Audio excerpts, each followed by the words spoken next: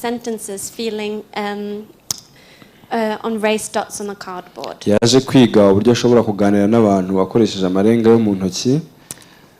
She was able to go to school and she managed to progress all the way through university. yagiye kwiga ndetse arakomeza yiga na kaminuza.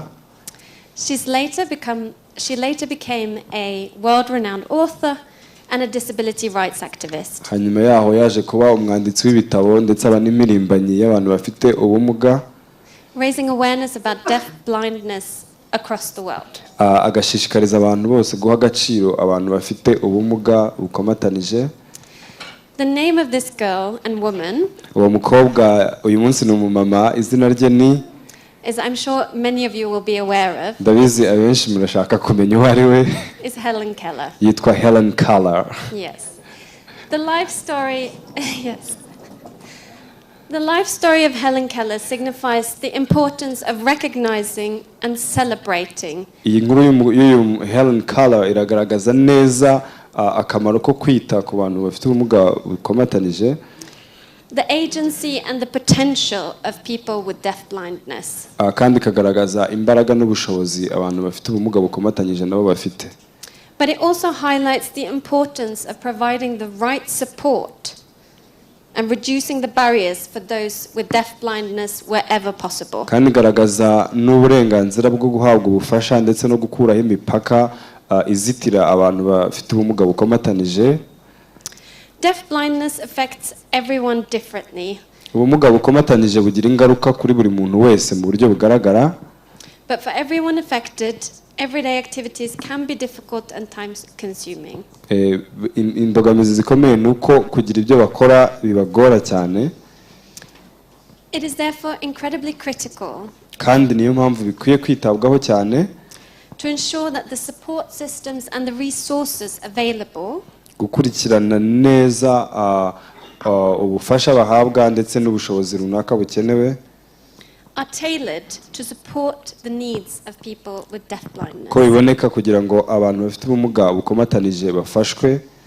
We must work to ensure that people with deaf-blindness have an equal chance to thrive. tugomba gukora cyane tugahagikisha ko abantu bafite ubumuga bukomatanije bafite uburenganzira bwo gukora no guhirimbana kugera ku byo bifuza, and that they can access good quality support so that they can lead the lives of their choosing. kandi ko bashobora kugera ku nkunga zikenewe kugira ngo babashe kubaho mu buzima bifuza no kugera ku nzozi zabo.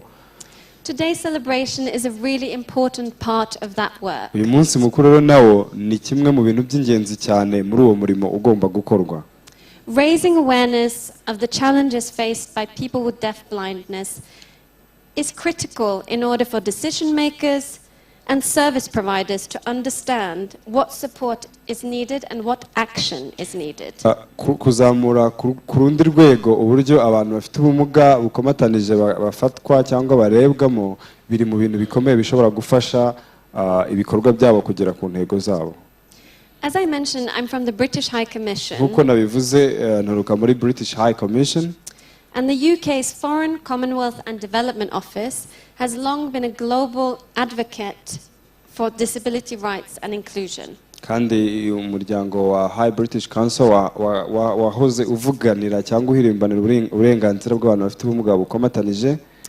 And earlier this year we launched a new strategy for disability inclusion and rights. kandi mu mwaka ushize twatangije uburyo bwo kuvuganira abantu bafite ubumuga butandukanye. This strategy upholds the UK's ambition to be a leader when it comes to disability inclusion.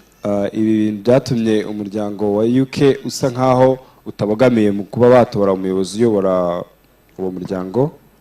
Here in Rwanda, hano inaha mu Rwanda, this means that we are working to mainstream disability inclusion across our existing programs. tuvuga ko dukwiye gushishikarira cyangwa gukomeza cyane gahunda y'abantu bafite ubumuga butandukanye. We're working to ensure the meaningful participation of people with disabilities in our work. turakora cyane kugira ngo abantu bafite ubumuga nabo bagire uruhare rwabo muri iyi si dutuyemo. And we work to influence policy to advance rights and freedoms for people with disabilities. kandi turakora cyane kugira ngo dushyireho ingamba zifasha abantu bafite ubumuga. This includes support for organizations like the Disability Rights Fund, who support the organization for people muri with ibyo harimo deaf-blindness, imiryango twavuze itandukanye igenda ifasha abantu bafite ubumuga bukomatanije, and other organizations working with people with disabilities. ndetse n'indi miryango itandukanye ikorana n'abantu bafite ubumuga butandukanye.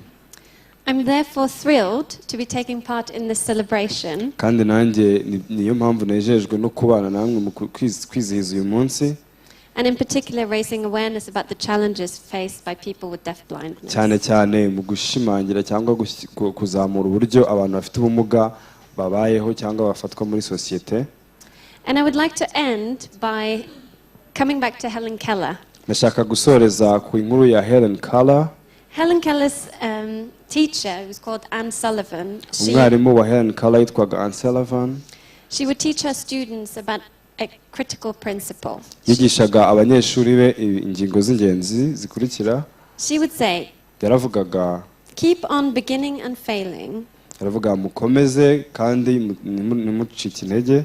Each time you fail, start all over again. Igihe cyose uzakora ikintu kikakunanira ugatsindwa, uzahaguruke wongere usubiremo. And you will grow stronger until you have accomplished your purpose. Ibyo bizatuma ukomeza kugenda ugwiza imbaraga kugeza ubwo ugera ku ntego yawe.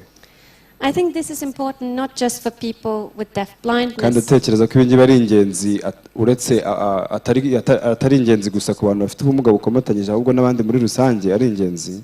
but also for all of us here today that are working to raise awareness and reduce the barriers for people with deaf-blindness. Ndetse natwe turi aha ngaha duhirimbanira cyane kugira ngo abantu bafite ubumuga bukomatanyije bahabwe ijambo n'umwanya.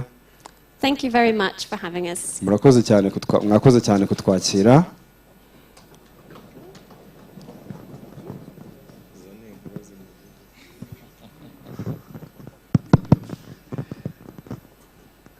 Arakoze cyane waje ahagarariye ambasade y'Ubwongereza mu Rwanda. Thank you, the representative of the UK Embassy in Rwanda, High Commission, British. Tugiye rero twakomeje kuvuga umuryango afite ubumuga bukomatanyije kutumva, kutabona no kutavuga. I've been talking about the people with deaf-blindness impairment. Dukomeza kuvuga ibyo twakoze kugira ngo ubuzima bwabo n'imibereho yabo irusheho gutera imbere. And we mentioned what we did to improve their lives. Ariko ni bande twabikoreye bo babyishimiye ku kihe kigero? But the question is, who are the beneficiaries of what we did and how did they pay attention to what we did? Nagira ngo nsabe rero Joseph amfashe kutwegereza imbere uza kudufasha mu buhamya. I'd like to request Joseph to bring forth the person who's going to give us a testimony. Ni ugiye kutwibwirira niba mu by'ukuri hari icyo yumva cyaba cyaramugezeho ugereranyije n'ubuzima bwe n'imibereho mbere y'uko uyu muryango. And this person is going to tell us the improvement or the difference between life before compared to how before he came here in the organization and now how the changement has been happening.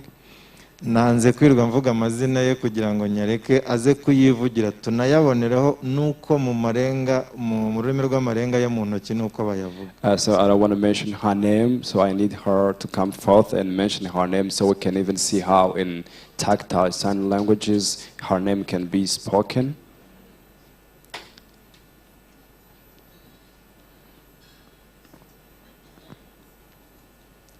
Kubashobora rero no kubireba araza kuba afashijwe n'umusemuzi w'ururimi rw'amarenga yo mu ntoki.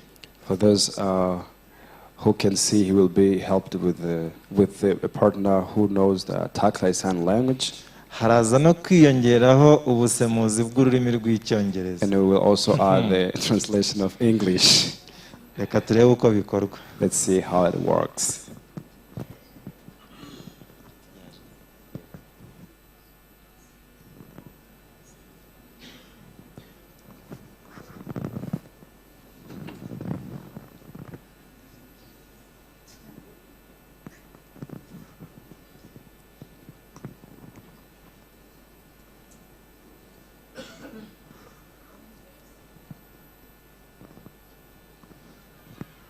Murakoze cyane. Thank you very much. Amazina yanjye ni Mukabaranga. I'm called Mukabaranga. mu marenga nitwa gutya. Mumareng in sign tactile sign language is called like that. Mu by'ukuri kugira ubumuga, honestly, having our deaf-blind impairments, we grow up with different history clinically. I have how I was born. My parents has the way they raised me up. But when I was young, they took me to the hospital. My father and my mother, they took care of me, they raised me.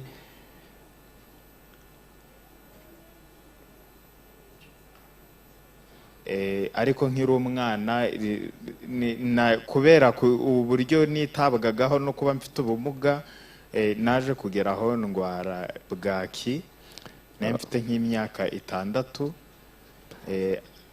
ariko ubumuga nari mfite bagerageje gusa n'abareba ko bwaba ari ubumuga bwa burundu, bakora ibishoboka baza gusanga ntabona ntanavuga bya burundu. Because I had this deaf-blindness impairment, so it was difficult for people to take care of me, and I had a malnutrition sickness.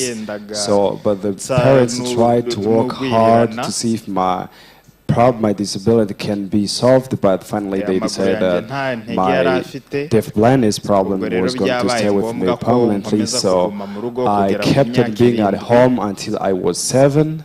And then my mother took me to the school in Butare. They could help me, like teaching me tactile sign languages. They told me different things, like to use tactile signs to say something or to try to use my tongue to talk something, though my voice cannot go out, but I do some signs. So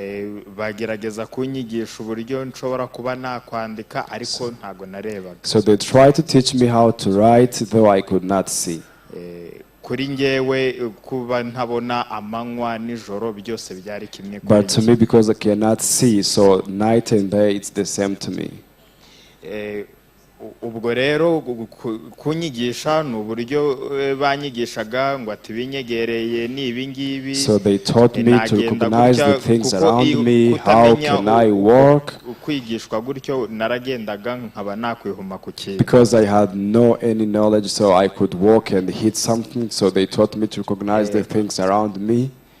Aho ngaho rero nibwo naje kumenya kuba najya mvuga ibitandukanye uko niyumva. So from that school I learned how to describe my feelings and some of the feelings I had. Nkababwira ko ndwaye nkajya kwa muganga. When I was sick, I could tell them that I'm sick. Then they took me to the hospital. So slow by slow, all the time I've been at school, my life has been improving from one level to another level. So finally I was a teenager. Ubwo rero ku ishuri nsa nkaho nahavuye njya mu rugo mfasha ababyeyi. So I came from school, then I went back home to help my parents. My parents taught me how to peel potatoes, to do the simple houseworks. They taught me to light the fire because I was born in the countryside. Ubwo rero mu rugo nageragezaga kugira ibyo nkora ntago nabaga nicaye gusa. At our home I tried to do some activities. I was not only sitting there just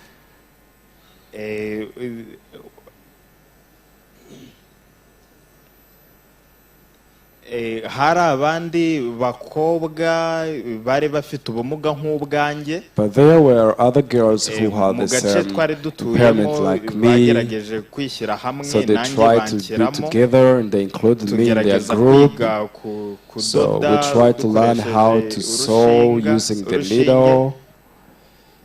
Ariko nta mafaranga twabonaga, ariko twageragezaga kugira ibyo twiga. But because we did not have money, but we tried our best to learn something to do.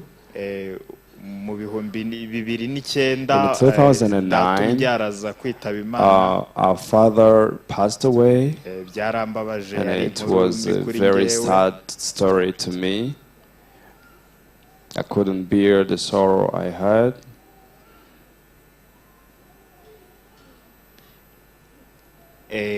Ubwo rero kuko yakundaga kunyitaho no kumva ari inshingano ze nk'umubyeyi, iyo narwaraga niwe wakundaga kunkurikirana cyane. Because my father used to take care of me even when I was sick. He used to take care of me, so he was no longer there. So, but finally, again, I got sick again. They took me to Rivera Rukama Hospital, but they kept on taking care of me, though I still had the same impairment.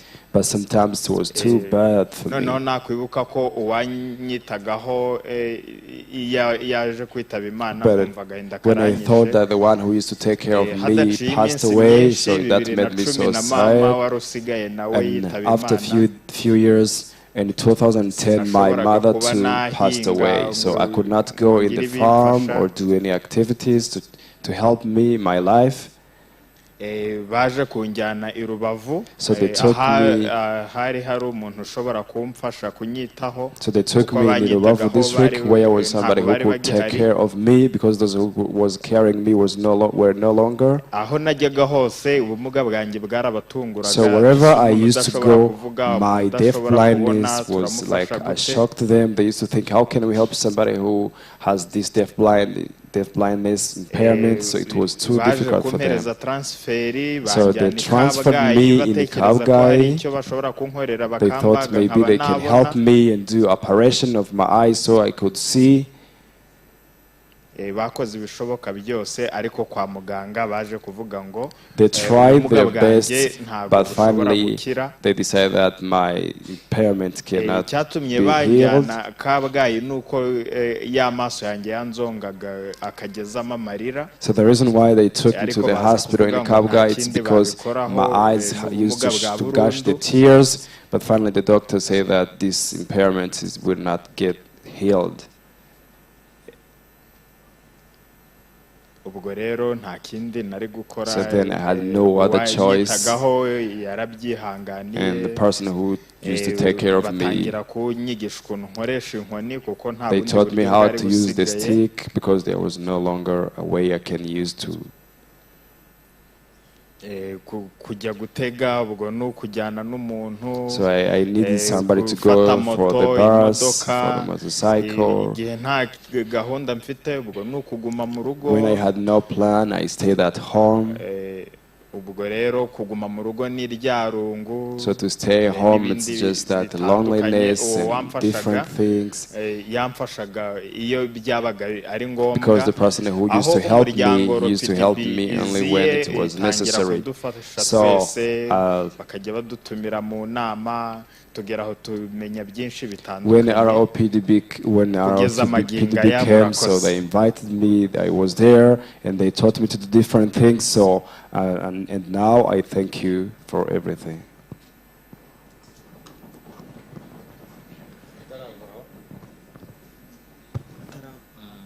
Before she goes,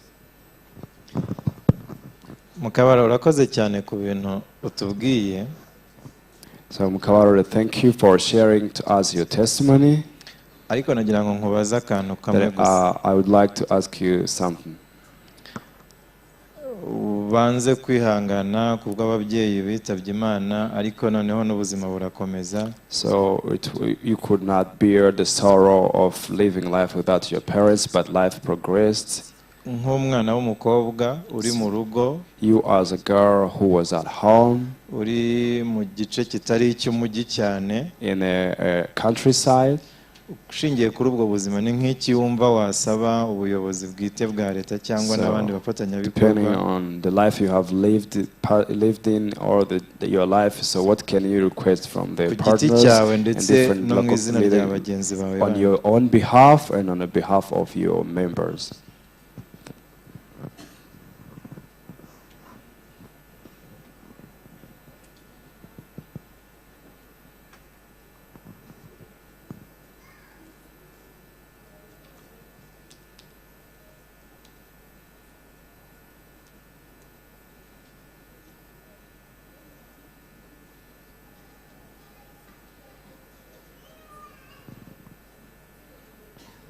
bari kumusobanurira. Yeah, telling her what it was being asked.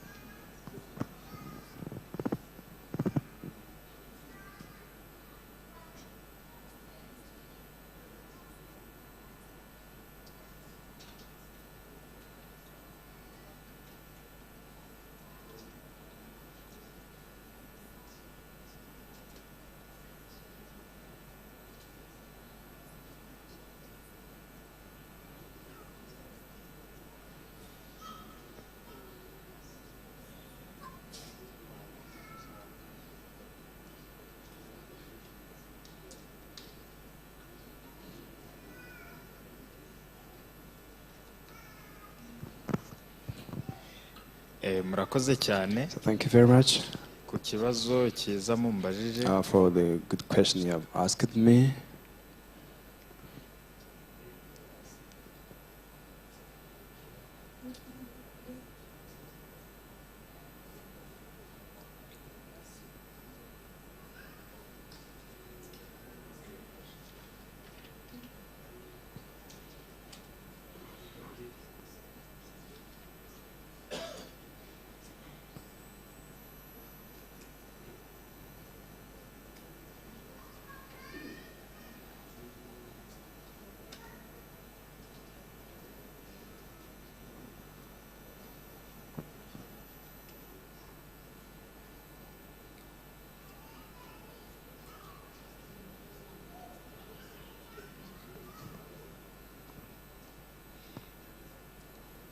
Aho nakuriye, where I grew up,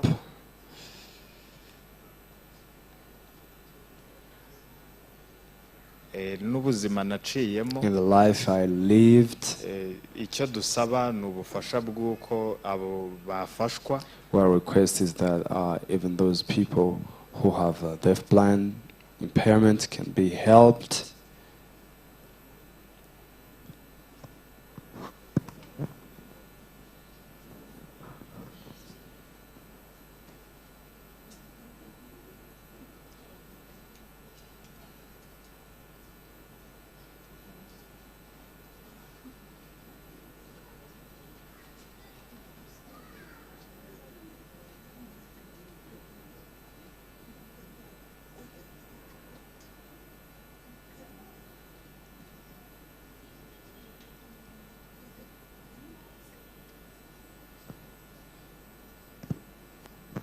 Yego, icyo asabaga nuko abafite ubumuga nk'ubwe bukomatanyije bafashwa bakiri iyo ngiyo mu byaro. She was requesting that those people with their blindness impairment can be helped, then they be taken out of their homes where they live a life with no hope.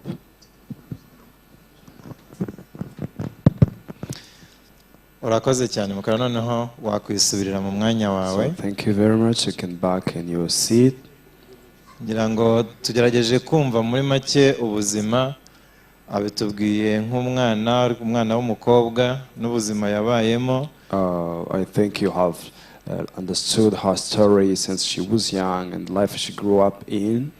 nyakubahwa mushyitsi mukuru, So honorable Senator, uyu munsi ni umunsi wabo. today is the day of the people with deaf-blindness impairment. ni nayo mpamvu nagira ngo nimubinyemerera ngire ikibazo nari nkibaje nongere nkibaze na mugenzi we witwa Herman. So and that's why I'd like you to allow me to ask the same question I asked to her member called Helman. bambanze amakuru yawe. Helman, how are you?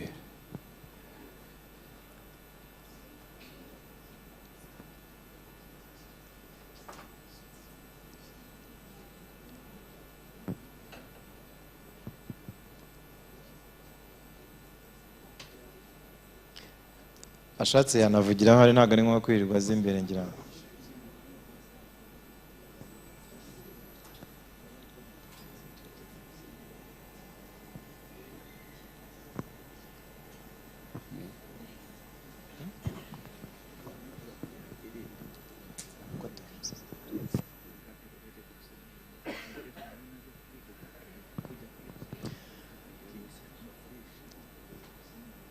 Murabona yuko ururimi rw'amarenga yo mu ntoki banyakubahwa abayobozi bashyitse turi kumwe ni ingenzi kugira ngo dushobore guhura n'aba bantu nk'uko insanganyamatsiko y'umwaka bivuga yuko dushaka gukomeza kuba hamwe.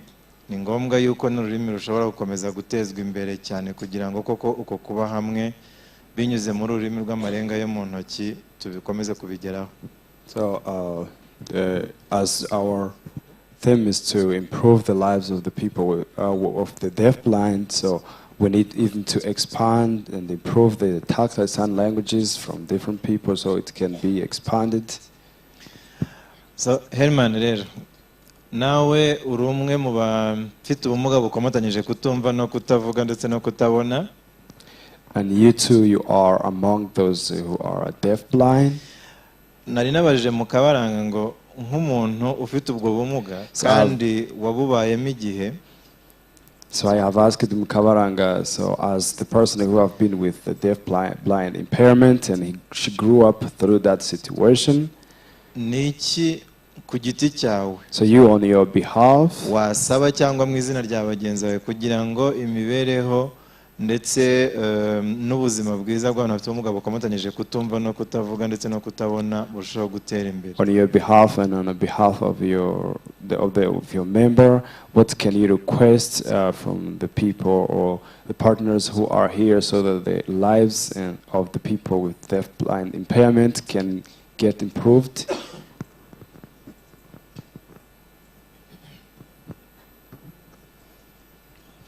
Murakoze cyane. Thank you very much, honorable and different delegates and the different guests. It's a privilege to have you with us. As you have heard the testimony of Mukabaranga,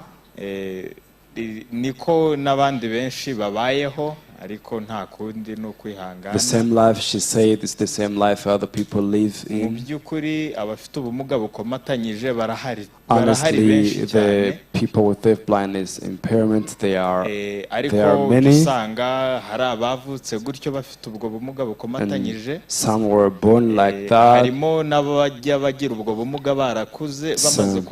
Some they become deaf-blind after some age, and they be taken to the hospital. Just like you have heard in the testimony of Mukabaranga.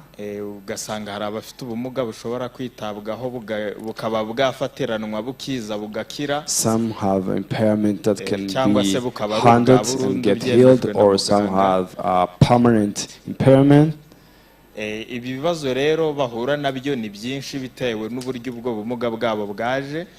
the challenges they face are different depending on their type of impairment. So what we can request is the help for the people who get the deaf-blindness impairment instantly. They can be helped, because if they don't have a carefulness, they can get a permanent problem. But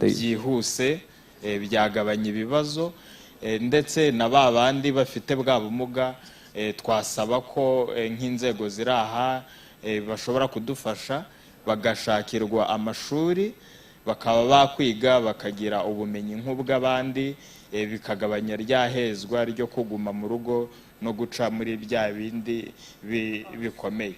Kuba And Mukabaranga for those yavuze who ngo are amaguru ye deaf-blind ntiyafite imbaraga permanently, they ntiyashoboraga can get kugenda, like schools where they can ni go to ikibazo cyo school kuguma instead mu of rugo still igihe living kirekire in life cyane. like Mukabaranga said, because it was the consequence of staying at home for a long time where she could not study anything or be with other people to communicate. Ubwo rero ibyo bibazo byose kuba bashakirwa amashuri, kuba bakwiga ibintu bitandukanye, So to provide the education for them can also help in their future life. ntibakazace mu byo bakuru babo nka Mukabaranga And then the yaciyemo. challenges Mukabaranga Nk'uko faces yavuze ngo can be terminated. bashyize hamwe nk'itsinda batangira kwigishwa As she has mentioned that they were bakoresheje settled together as a urushinge. group, they studied how to Hari ibyo sew with a badashobora needle. gukora, ariko hari So there is n'ibishoboka. something they don't have ability to do, but there are also other things they Bafashwa mu can byo do. bashoboye. So if they get help from what they Nk'umuryango can do RPDB, and work hard to make it work. ifasha abafite ubwo bumuga So as a organization at our n'inzego PDP zibishinzwe n'abashyitsi and bari different aha ngaha, partners and gukomeza gufatanya tukareba ibishoboka kugira ngo bafashwe, we can keep working together and see nabo how we bagire can imibereho help them myiza to improve their life and live like Murakoze. other people in a society. Thank you.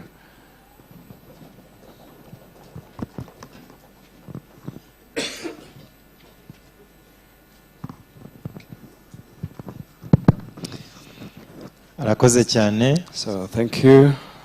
ngira ngo muri make twumvishe ingorane z'ibanze bahura nazo, Briefly, we have heard the challenges they face, kandi tunumvishe muri rusange icyo bifuza kugira ngo ubuzima bwabo burusheho and we kugenda have neza. heard their wish, the things that should be done so that their life can be improved. Banyakubahwa muteraniye hano, So different guests and delegates and honorable. ni ukumva icyo tugomba gukora kuri buri rwego umuntu yaje aturukamo, ndetse n'imikoranire y'inzego, kuko byombi birashoboka.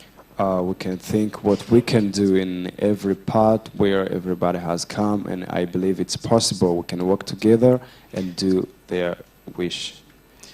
Imiryango rero y'abantu bafite ubumuga, cyangwa se organizations z'abantu bafite ubumuga muri uru Rwanda, So the organizations of the people with disabilities, mu rwego rwo guhuza imbaraga mu buvugizi ndetse no kuzamura ijwi, in order to work together and to increase the awareness, bishyize hamwe bakora umuryango zahuriyemo wita NIDOR.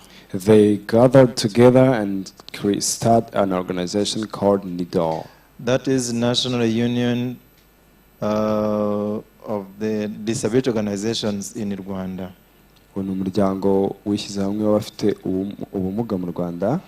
Akaba ariyo mpamvu muri uyu mwanya nagira ngo ntumire uwaje ayihagarariye. And now I would like to invite the representative of NIDOR. Secretary General, nimba ntibeshye nkurikije. Yes, okay. Secretary General of NIDOR, Dr. Mutangana Dieudonné. Please come forward and deliver your message today. Thank you. Dr. Mutangana waza imbere ukaganiriza abantu ijambo wateguye uyu munsi.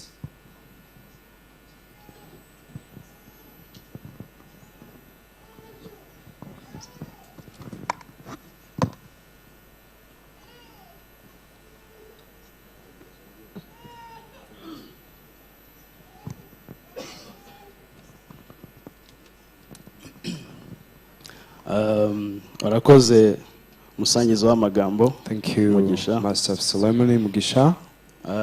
Nyakubahwa Senator, Your Excellency, Honorable Senator.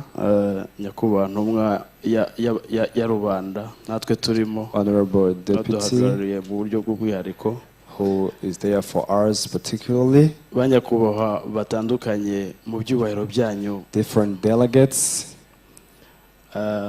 abafite ubumuga, abadufasha mu gusemura, abanyamakuru mwese muteraniye hano ndabasuhuje. the journalists, the people with different disabilities, and those who help them to communicate. I greet you all. Bisabwe na chair lady wa NIDOR. Our message from the representative of NIDOR, Dr. Beth. Dr. Berth. ndetse nanjye ndashyiraho gakirigishwa kanjye nk'umuntu dufatanije kuyobora. And me, I will also add my word as a person we work together daily. Nyaka ko MC yabivuze nitwa Dr. Dieudonné Mutangana. And the MC has mentioned it. I am called Dr. Dieudonné Mutangana. Maze igihe kinini muri disability movement uko ndimwe muri founders ba NPC Rwanda. I've been for a long time in disability movement. Kuva muri 2001 kugeza ubu ngubu ndacyahagurutse mpagaye kugira ngo uburenganzira bw'abantu bafite ubumuga bwitabweho. Henceforth 2001, I've been here as an activist for the right of the people with disabilities. Uyu mwaka rero kubera ko NPC Rwanda ari umunyamuryango wa NIDOR. So this year, because NPC Rwanda is the member of NIDOR, natowe muri board nshyashya nk'umunyamabanga mukuru wa board. I was selected in the new board as the general secretary of the board. Mu bisanzwe ndi umwarimu muri kaminuza y'u Rwanda. So I'm a lecturer in the University of Rwanda. Bimwe mu bibazo rero bimwe abafite ubumuga duhura nabyo birahansanga keshi ndabibona. Some of the challenges that the people with disabilities faces, they get me there. Mu izina rya Chair Lady wa NIDOR no mu izina ryanjye bwite. So on behalf of Chair Lady and on behalf of myself, ndabanza gushimira abantu batekereje gukora kugira uyu munsi kugira duhurire hamwe ku munsi mpuzamahanga w'abantu bafite ubumuga. The people who has organized this event together us here on the International Day. Hanyuma abandi bantu nshimira ni leta y'u Rwanda. And I would like to thank the Rwanda government. Kubera yuko guverinoma y'u Rwanda ntabwo yaduheje nk'abantu bafite ubumuga. Because government of Rwanda did not isolate us. Nayo mpamvu nk'abantu nk'imiryango bafite ubumuga uyu munsi dufite imiryango 15. And that's why as the people with disability now we have 15 organizations in Rwanda. Uyu muryango uduteranirije hano ukaba ari umwe mu miryango 3 iherutse kwemerwa muri uno mwaka. So this organization is one of the organizations that has been registered in our government here in Rwanda in the last 3 years. Yemewe muri NIDOR. That are admitted to work in NIDOR. Yes. Hanyuma byagaragaye ko yatangiye mbere kandi bikorwa imaze gukora mu gihe gito imaze ushinzwe birashimishije. And it has been mentioned that it started before and the activities it has done in these 4 years, they are delightful. NIDOR rero ifite umuhamagaro wo guhuza ijwi ry'abanyamuryango kugira ngo abanyamuryango bashobore kuba strong enough bagere kubyo baharanira ari bwo burenganzira bwabo. So NIDOR has a purpose and a vocation to put the people with disability together to work and achieve their purposes and goals. Akaba ariyo mpamvu twifuza yuko nka vision nuko abantu bafite ubumuga uburenganzira bwabo bwitabwaho mu bice byose by'ubuzima nk'abandi bantu badafite ubumuga. And our ambition is to increase the awareness of the people with disabilities in all sides of life. Ahangaha rero tukaba twemera kandi tunabona uruhare rwa guverinoma y'ubumwe bw'abanyarwanda. And we are gratitude and we see the part of our government. Aha tubihera ku masezerano mpuzamahanga ku mategeko mpuzamahanga u Rwanda rwagiye rusinya. Such on the international laws that Rwanda has signed. Arimo nk'iyo bita UNCRPD itegeko ry'uburenganzira bw'abantu bafite ubumuga. And like UNCRPD, the law that looks after the people with disabilities. Akaba itegeko nshinga ry'u Rwanda rya Repubulika y'u Rwanda ryo muri 2003 ryavuguruwe muri 2015. And the constitution, it's in the book of law that has been recorded in 2015. Akaba n'andi mategeko yagiye ashyiraho arengera abana arengera abagore. There are other laws that advocate for the women and children. hakaba ndetse n'itegeko ryasinywe mu mwaka ushize muri 2021 itegeko ry'abafite ubumuga mu Rwanda. And the law that has been signed, the law of disabilities in 2021. Ibyo biragaragaza yuko ubushake buhari ndetse kandi hanashyizweho ikigo nka NCPD. That emphasized that there is a will kugira ngo NCPD ikore ubuvugizi ariko bwambiriye kwinjiza ibikorwa byose by'abafite ubumuga mu zindi nzego za leta. And they start an organization called NCPD that advocates for the people with disabilities and integrate them in different parts of the government. Hari byinshi byakozwe bigendeye kuri iyo miryango bikozwe n'iyo miryango itandukanye. So there are a lot that we have achieved through those different organizations. Kandi bigendeye no kuri ayo mategeko ariho. And according to those law we have. Hanyuma aho ngaho kandi ntabwo twari kubishobora nka Nidor tutari kumwe n'abandi bafatanyabikorwa tunashimira cyane. And on our own, we could not do all those activities without the other partners that we are very thankful to them. Hanavugamo nka UNDP. I can mention UNDP. Avuga CBM. DRF. Avuga DPOD. Avuga HI, that is Humanity and Inclusion. I can mention HI. My Right. VSO. Lilian Foundation. Norwegian People's Aid. Palladium Groups. Palladium Group. N'abandi nshimira yenda ntafikoze urutonde rwabo ariko And bose others baradufashije that we are kugira ngo grateful byose to. bigerweho ibyo bikorwa bigereho. Who has helped us to achieve all those activities. Ubu rero ahangaha navuga ko kuyigarutse kuri iryo tegeko ryatowe mu mwaka ushize. Now coming back concerning the law that was elected in 2021. Iri tegeko riramutse rishyizwe mu bikorwa. If this law is applied, abafite ubumuga ntabwo twakongera kuvuga ngo turacyafite ibibazo kuko ibibazo byose byaba byarangiye twaba dusigaye dufite ibibazo byo guhangana n'iterambere gusa. The people with disability, we can no longer say that we have some challenge, but our challenge could be to align ourselves with the development of this world we are in today. Iri tegeko rijya kujyaho. So this law, hari consultations zabaye na survey yabaye. Before it was signed, there was a consultation and a survey. Abafatanyabikorwa ba leta ndetse n'abafite ubumuga ubwabo. With the people who work in government and the people with disabilities working together.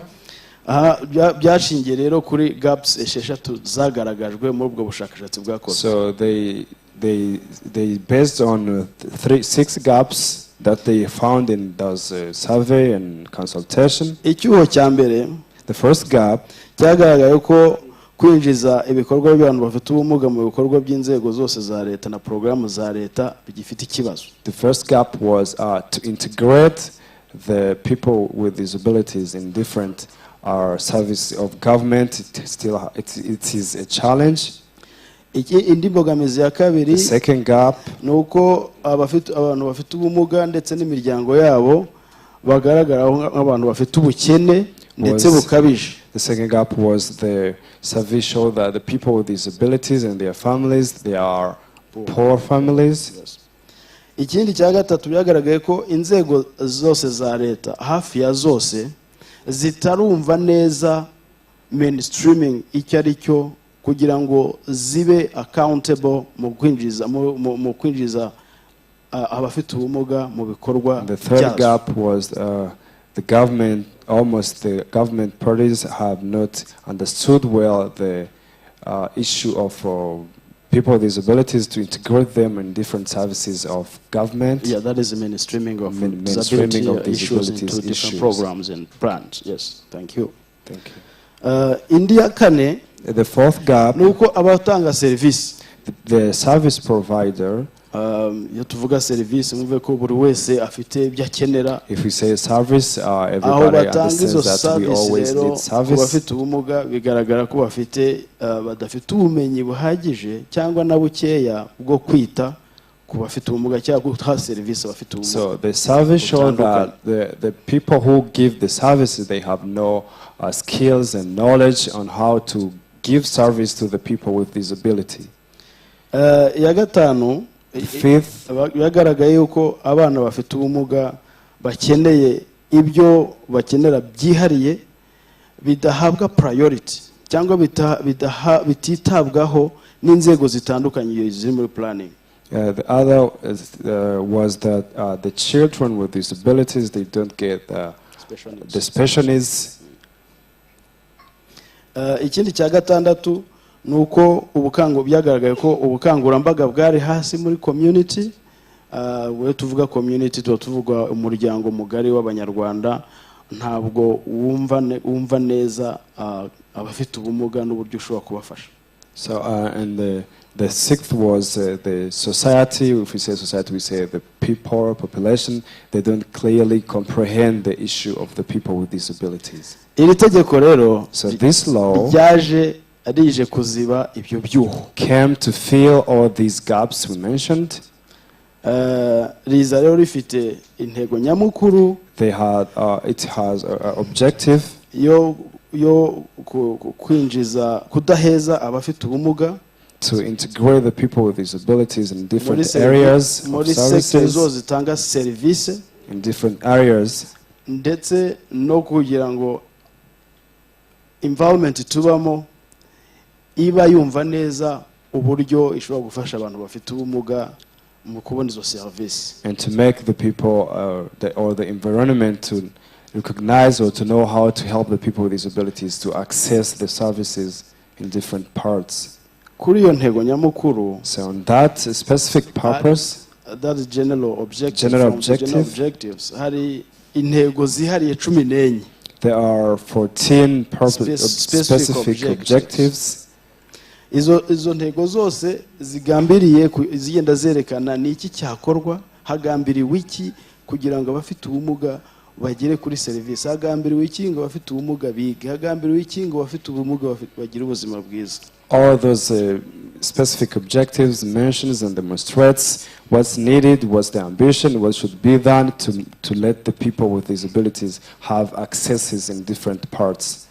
Aha kandi iri tegeko riranerekana roles and responsibilities. And here this law mentions the roles and responsibilities. Ni bande bashinzwe gukora iki kugira ngo iri tegeko rishyirwe mu bikorwa. Who are responsible for that, and so that the law can be applicable.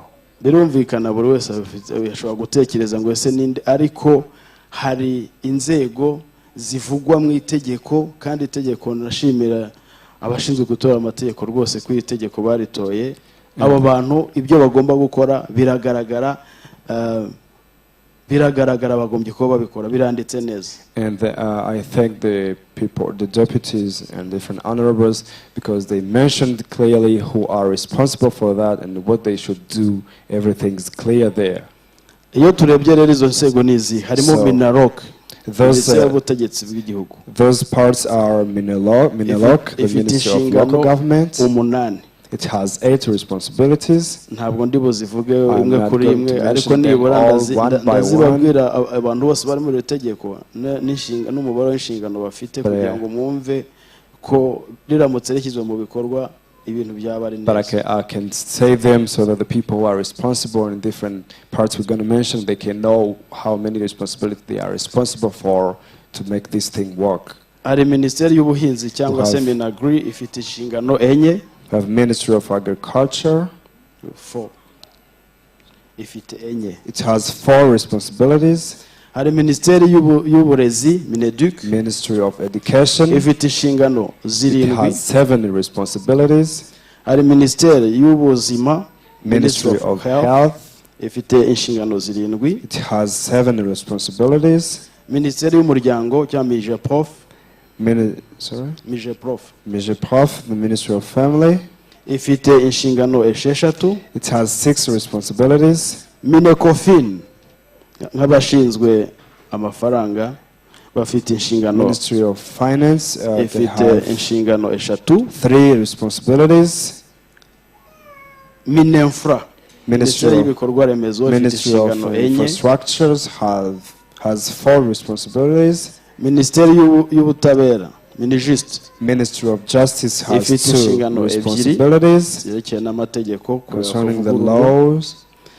Minisiteri yita ku biza Minema Ministry of Disasters, Minima, ifite inshingano eshatu. they have 3 responsibilities. Mifotra cyangwa Minisiteri y'umurimo Ministry of Work, ifite inshingano enye. they have 4 responsibilities. Mini sports cyangwa Minisiteri ya sport Sports Ministry has 5 ifite responsibilities. eshanu.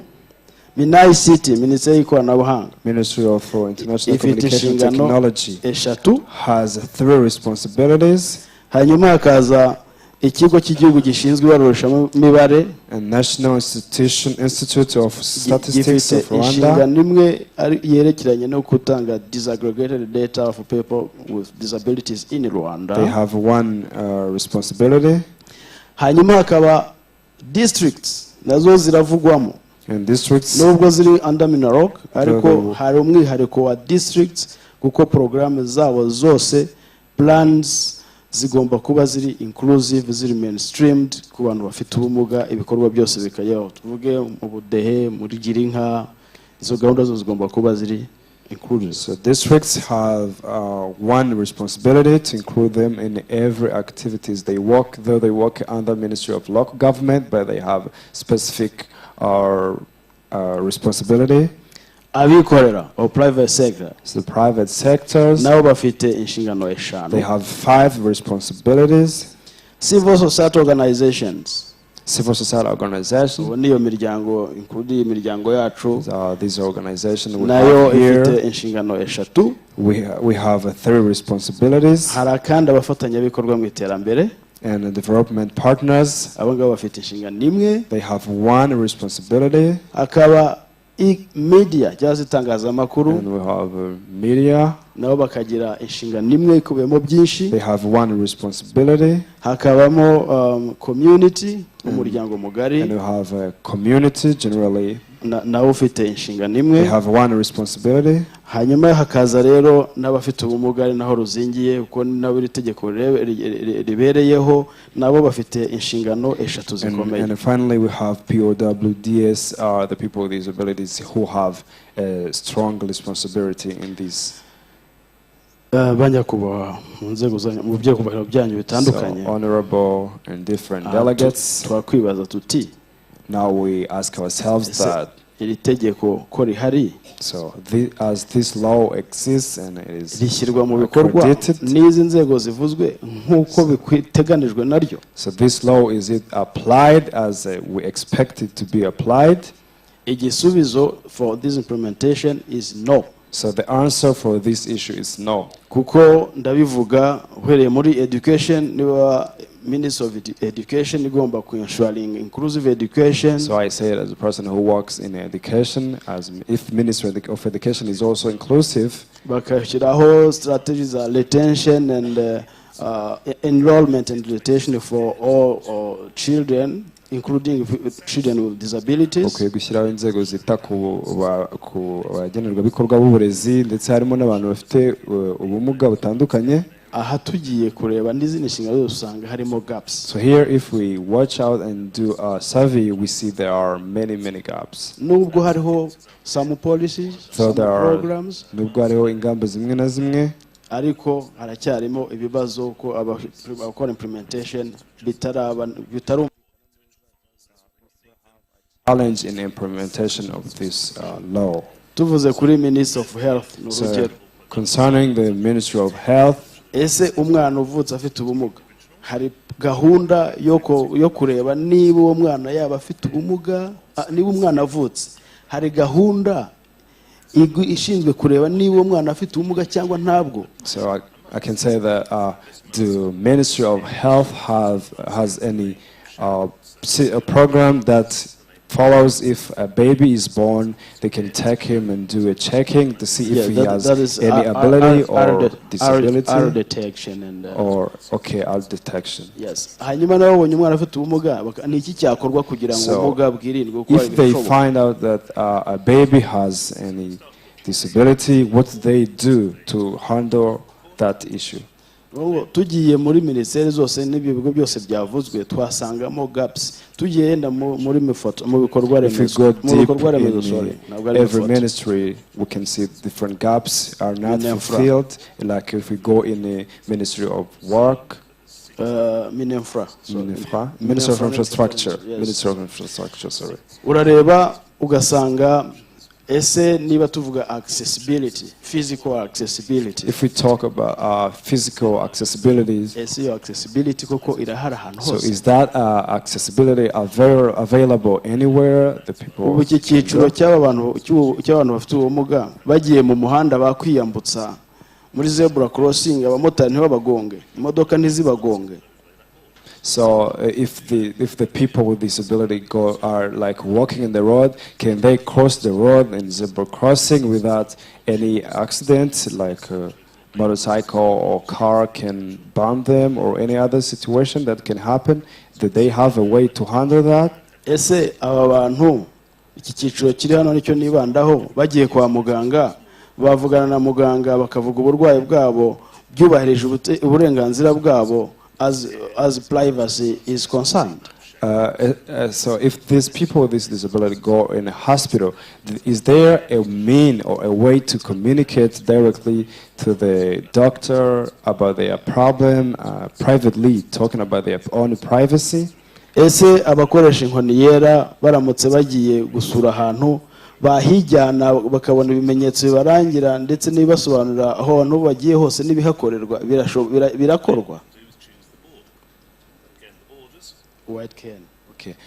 If the people with who uses a white can go anywhere, do they have a way or a signs that can signify to them the place where they are going using a white can? Rero ninjiye kuri buri ministeri hari ibyo nabona bikeya bikorwa ariko nkanabona n'inyanja y'ibindi byinshi bikeneye gushyirwamo ingufu kugira ngo iri tegeko rishyizwe mu bikorwa. If we go in every ministry, we can see there are some of the responsibility they fulfill, and we can see many responsibilities that are not fulfilled. Hanyuma ikindi iri tegeko risesenguye usanga hari ibitakijyanye n'igihe nubwo ryatowe vuba aha. So and if you scrutinize well this law, you can see also there are other things that are not updated depending on the time we have, though it was signed last year. Ubona ko rero bikeneye ko rivugururwa. Ninde ukwiye kurivugurura? Abisabwe nande? Turafite Rwanda Law Reform ariko agomba kubisabwa nande? We see that this law needs to be rebuilt again, and who is responsible for doing that? Hanyuma Nidor imaze kubona izi gaps zose ziri ahangaha n'ibikorwa. So after Nidor are recognizing all these gaps and what should be done, nkuko Nidor tugomba gukora advocacy ubuvugizi ku rwego rwo hejuru dufatanije n'izindi nzego n'andi bafatanyabikorwa. As Nidor, we have a responsibility to do advocacy with other different partners. Tuzakomeza gukora ibishoboka dufatanije. We work to do whatever is possible kugira ngo iri tegeko rishyirwe mu bikorwa, to make this law applicable. Kugira ngo niba bikeneye ko rivugururwa ababishinzwe bashobora kurivugurura, and to see if it is needed to be rebuilt again, and the people who are responsible for that can do it. Ikiguzi byasaba kugira ngo iri tegeko rishyirwe mu bikorwa nubwo cyaba kinini, and whatever the price that can be required to make this law applicable, though it can be a higher price or priceless price, twemera yuko icyo kiguzi ari nk'agatonyanga mu nyanja urebye icyo ikituruka muri icyo kiguzi.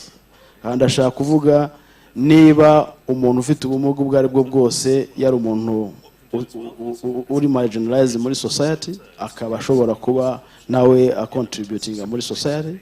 So if there is any price we can pay, we see it as a drop in the ocean, because compared to the our contribution of the people with disability in the society, we have to do it. niba abafite ubumuga batarashoboraga kwiga kubera iri tegeko bakaba bagiye kwiga bakagira ubuzima bwiza bakabaho nk'abandi banyarwanda If bose. the people with disability could not study, but with this law they are now going to study, igiciro cy'ibyaba byaratanzwe will be nothing if you compare to so the price that will be offered it's like nothing compared to what we need to get. icyo dushaka ni uko uburenganzira bw'abafite ubumuga bwubahirizwa. So our request is that the rights of the people with disability should be aware. Abantu bareke gufata abafite ubumuga nk'ababagirira impuhwe. The people should not treat the people with disability as helping them. It's like a compassion or other thing. Ariko batubone baduha uburenganzira nk'abandi bantu kandi n'ubundi turi abantu nk'amwe. But they should treat us as other human because we are human too.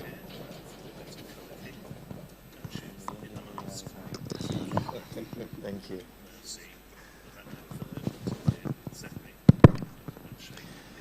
Arakoze cyane. So we are grateful for him. Umunyamabanga mukuru wa NIDA, the General Secretary of NUDOR. Nubwo atabivuze buriya ni n'umwarimu muri kaminuza y'u Rwanda. He has mentioned that he's also the lecturer at the university.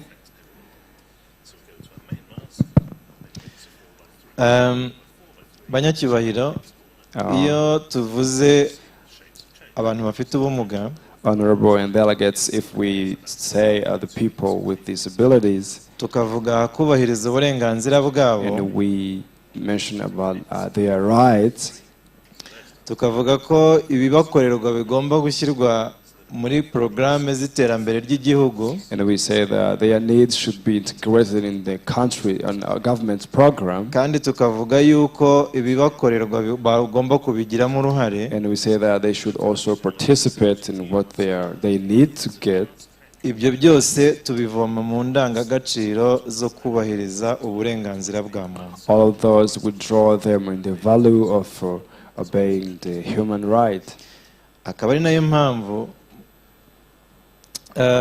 muri uyu mwanya, and that's why in this moment, ngiye gutumira uwaje ahagarariye komisiyo y'uburenganzira bwa muntu. I'm going to welcome the delegates who is here for human right. Commissaire Aurélie. Commissaire Aurélie.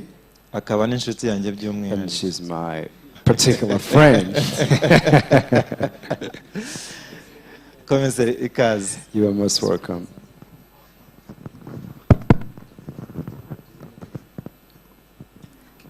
Murakoze cyane Mugisha nshuti yanjye. Thank you, my best friend Mugisha at the Master of Ceremony. Nyakubahwa senateri. Honorable Senator. Ari namwe mushyitsi mukuru. And you are Nyakubahwa Depite turi kumwe. Honorable Deputy. Banyakubahwa mwese ari abahagarariye inzego za leta zitandukanye. The delegates from different governments, parties, and the representatives of different organizations that are non-governmental. N'uhagarariye British High Commission. And we had delegates from British High Commission and others.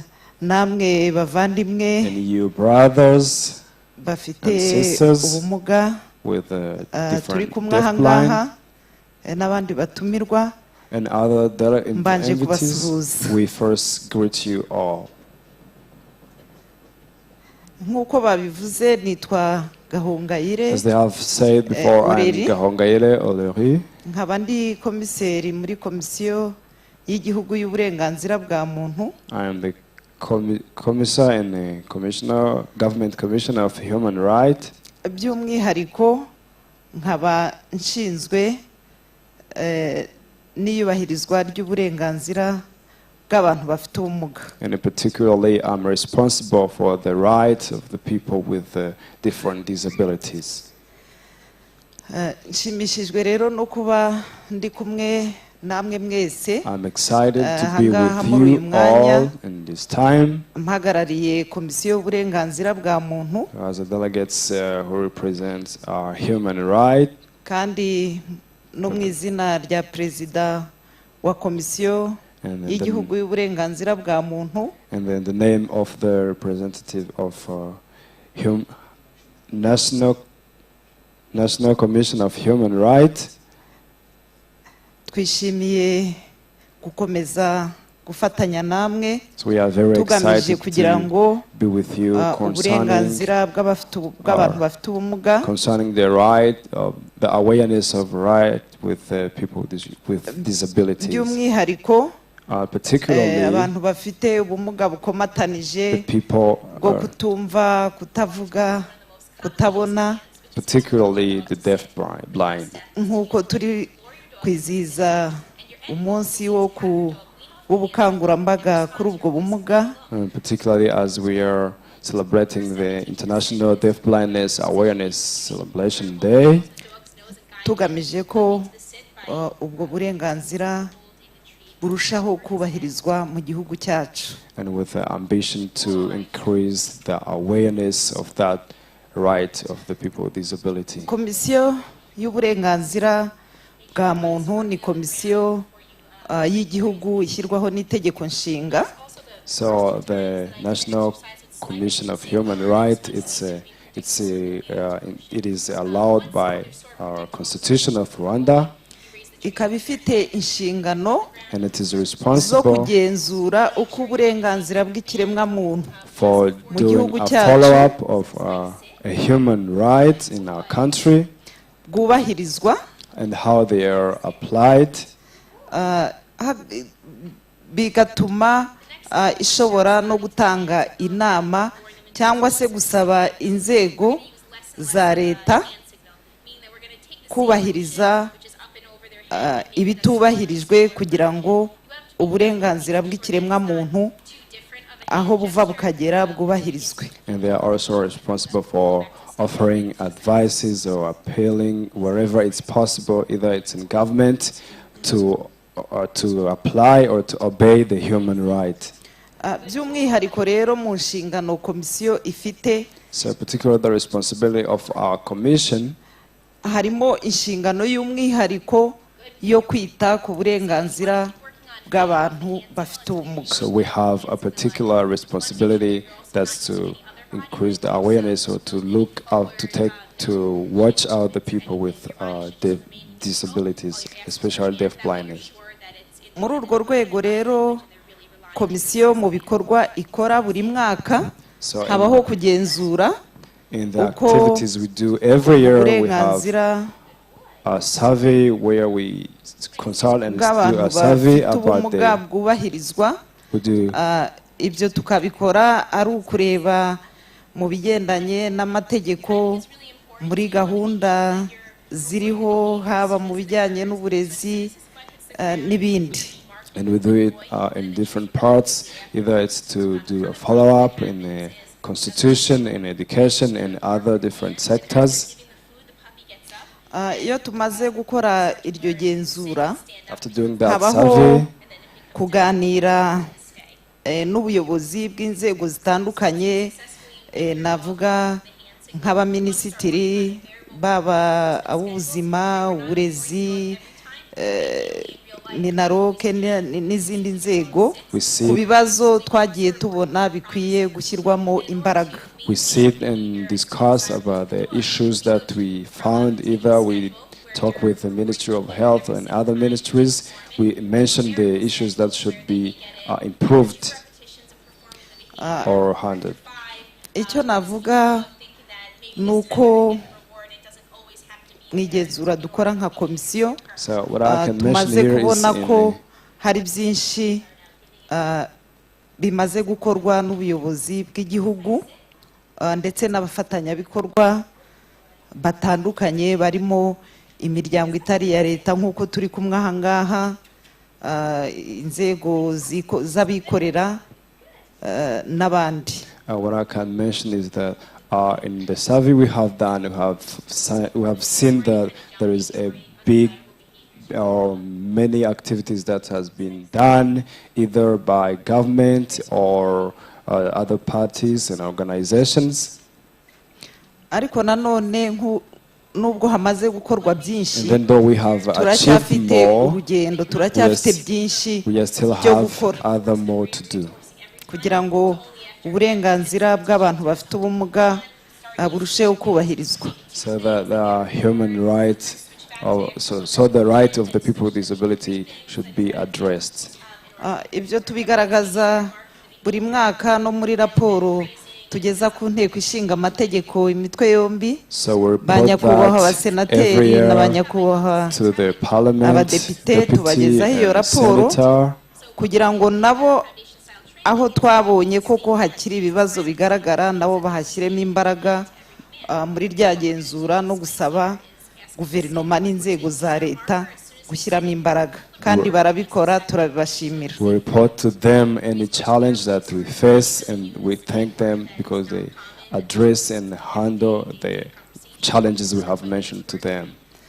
Iyo tuvuga uburenganzira bw'ikiremwa muntu, tuvuga ko buri muntu afite uburenganzira bumwe n'undi kuva ari ikiremwa muntu. When we mention the human right, we are meaning that we have equal right because we are all humans. Ubwo turi hano buri wese namubaza ikibazo, ariko wenda sinkeneye ko munsubiza nonaha, As we are ariko no here, I kugira can ngo ask buri wese anyone here agenda a question, agitekerezaho. though you don't have to answer me now, but I need you to go thinking about my question. Ese iyo turebye abantu twicaye hano twese dusanga buri wese afite uburenganzira bumwe n'ubwundi n'ubwa mugenzi we wicaye ahangaha, buri wese ubwo burenganzira abugeraho kimwe. As we are all sit here, we can wonder, do we have equal right, or do we have access to a certain right like one another or on the same level? Aha ndashaka kuvuga nk'aba bagenzi bacu Yeah, I turi want to kumwe mention- bafite ubumuga bwo kutumva, kutavuga no kutabona. Here I want to mention the deaf-blind. Iyo tuvuze kugira uburenganzira bumwe, reka wenda mvuge uburenganzira bukeya, ntabwo mvuga bwose. When we mention to have equal right, let me describe some rights. I'm not going to tell all the rights, but I'm going to say some of them. Umuntu wese afite uburenganzira ku burezi.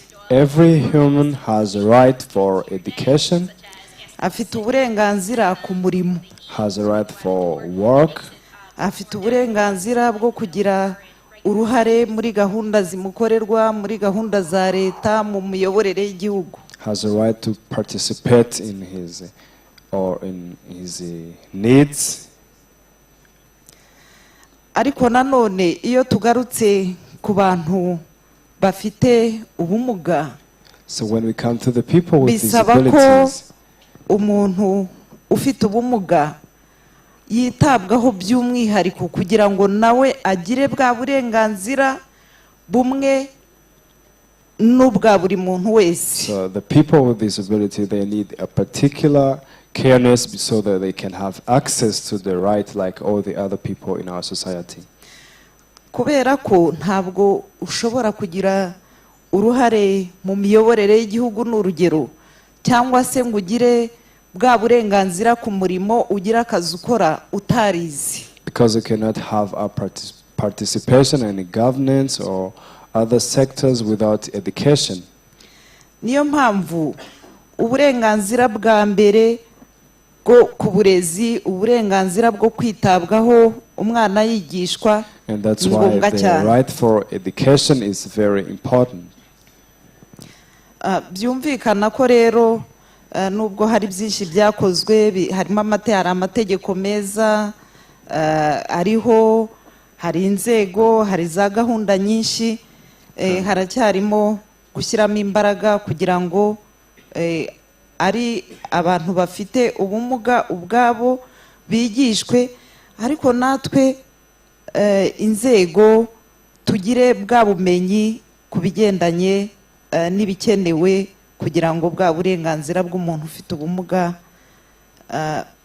bugerweho mu buryo bwuzuye. And as government parties and other parts, we are responsible to have communication skills with the people with disabilities, and we have a task to make them have access to the education so they can have a participation in any activities in our society. Ubukangurambaga rero nabwo burakenewe rwose haba mu bayobozi batandukanye, haba mu nzego z'ubuyobozi ndetse no mu baturage ubwabo. So either it's in a government or government leaders and society, we need to have information about their right and how we can do what we have to do. Hari mugenzi wacu atangira ngira ngo ni Joseph yatugaragarije ko mu turere dutatu and Joseph in his word he mentioned that imishinga ko harimo abantu bafite ubumuga bwo kutumva, kutavuga no kutabona bagera kuri 350. And we have heard from Joseph in his word that he gave to us that in the 3 districts that they are working in, they have 350 people who are deaf-blind. Ntabwo ari abantu bake. It's not a small number. Kandi urebye mu gihugu cyose wasanga umubare urenze uwo nguwo inshuro nyinshi. And if you are assessing the whole country, you can see the number. It's many times of the number we have now. Birakwiye rero twahoze tunabivugana n'abayobozi twari kumwe ahangaha, kuko kugira ngo umenye icyo ukorera umuntu ugomba kubanza kugira ya mibare igaragaza abari bo n'ibyo bagiye bakeneye. Ngira ngo hari ibigomba gushyirwamo imbaraga, ariko tunahereye no kumenya ba bantu tugomba kwitaho kugira ngo uburenganzira bwabo nabwo bwitabweho by'umwihariko. So I've been talking with different leaders in different parts, and we say that it's necessary to have the strict number of the beneficiaries so we can know what we have to do for them and how we can offer the access to different types of services we have.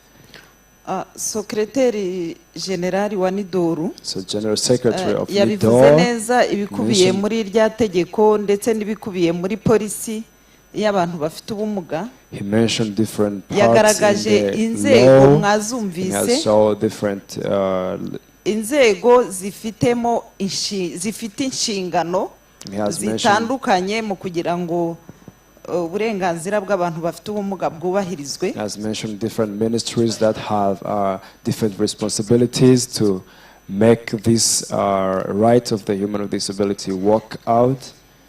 Ngira ngo nkuko mwabyumvise, hari inzego za leta, hari inzego z'abikorera, and as we have heard, we have local government, we have private sectors, hari imiryango itari ya leta, non-governmental organizations, n'abandi bafatanyabikorwa bitandukanye.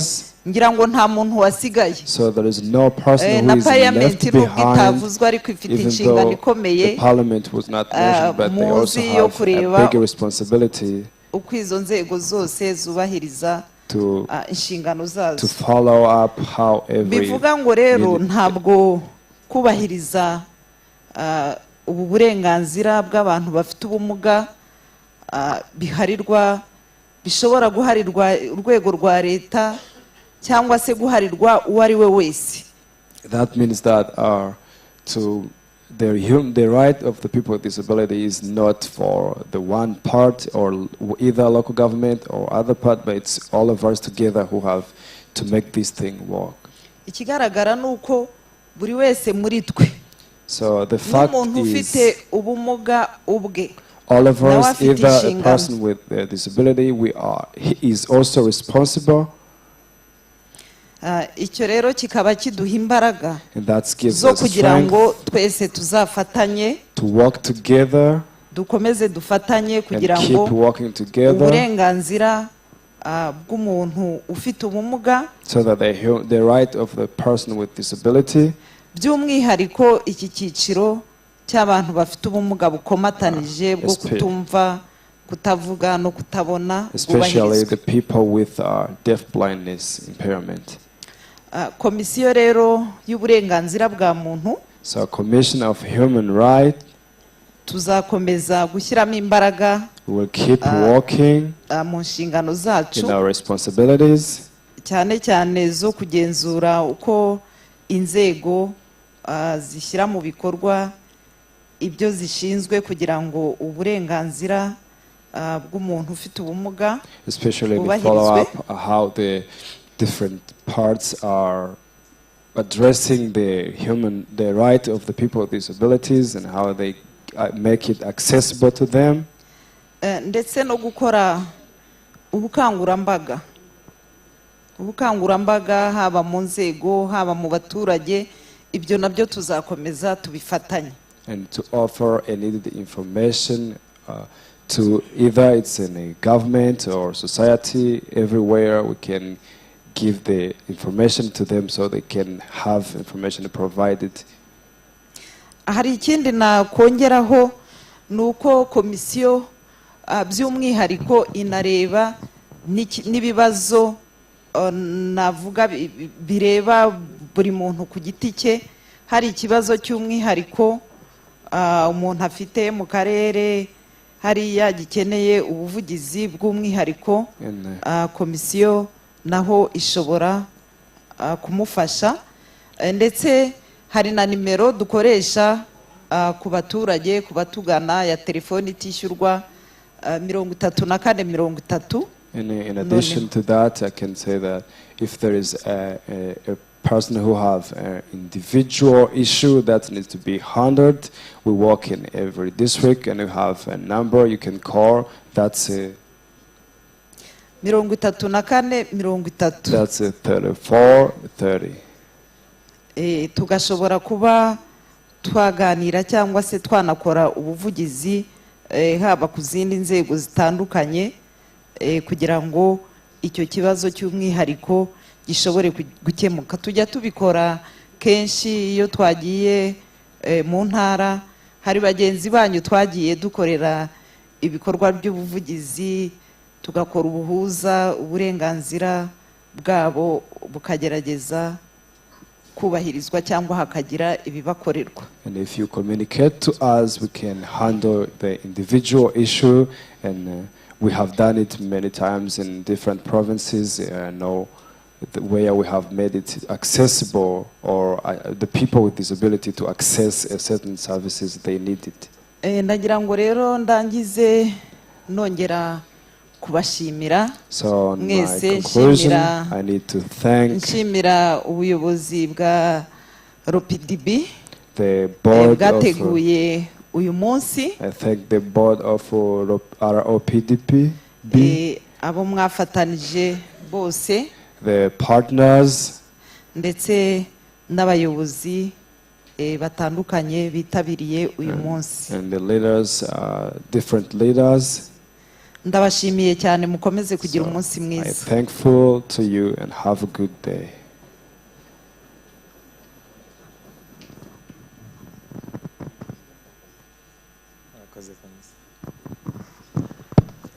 Akoze cyane komiseri muri komisiyo y'uburenganzira bwa muntu, komisiyo y'igihugu y'uburenganzira bwa muntu. We're grateful for Commissioner from National Commission of Human Rights. Ndagira ngo noneho turebe uko tugiye gukoresha igihe dusigaranye. So I'd like us to see how we're going to manage the time we have. Dufitemo gusemura mu buryo bugera nko kuri bune. Hari gusemura mu Cyongereza, hari ururimi rw'amarenga n'ururimi rw'amarenga yo mu ntoki, kandi byose biri mu burenganzira bwa muntu. We have 4 different categories of translation, either tactile sign languages and English, and all includes the human right. Ndagira ngo rero nsabe my colleague somewhere urimo translating in English. So I would like to request my colleague Sam. Urimo gukoresha Icyongereza, ngira ngo we remain with only one, I think. We have only one. Anna. Anna. She left? Oh, she's not around.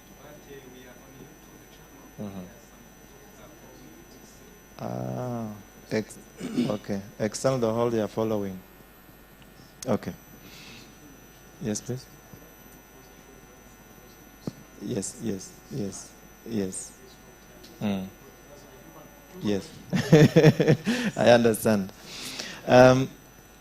Banyacyubahiro, nyakubahwa mushyitsi mukuru, nyakubahwa ntumwa ya rubanda, banyacyubahiro, munyemerere nk'uko mubibona cyangwa mu byumba mu buryo bwo gusemura, ni umurimo usaba imbaraga. Honorable Deputy, as you see in translating tactile sign languages, it requires much energy, either physical energy and mental. Nagira ngo munyemerere tubahe iminota 2 binanure. I'd like you to allow me to offer them a break of 2 minutes to stretch their hands. As also we will come back after a short moment. It's not necessary to go out.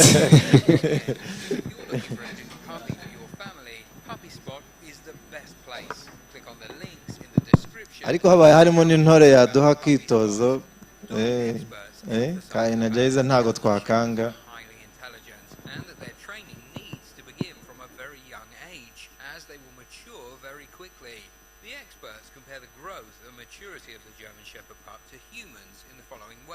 At 6 months of age, the dog is equivalent to a 10-year-old child.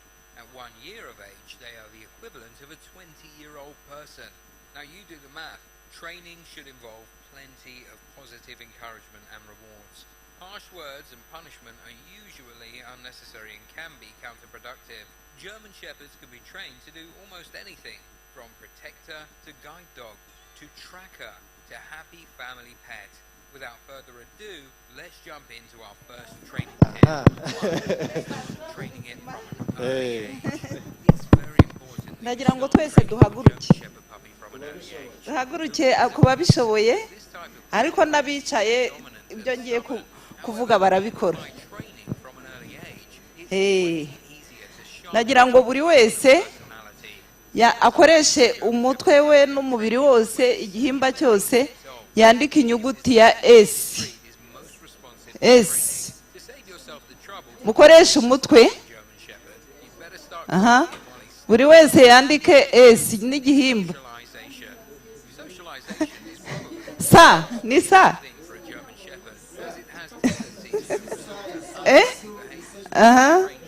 S.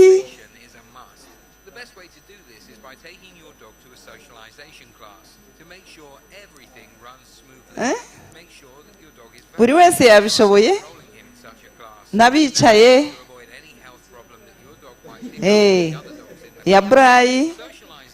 Yabrayi Dr. atwigisha uko bayandika nayo. Murebe Dr.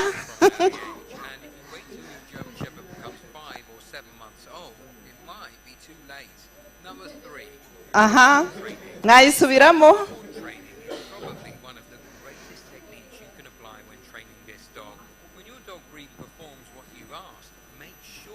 Aha. Umugongo se ubwo nturuhutseho. Murakoze cyane.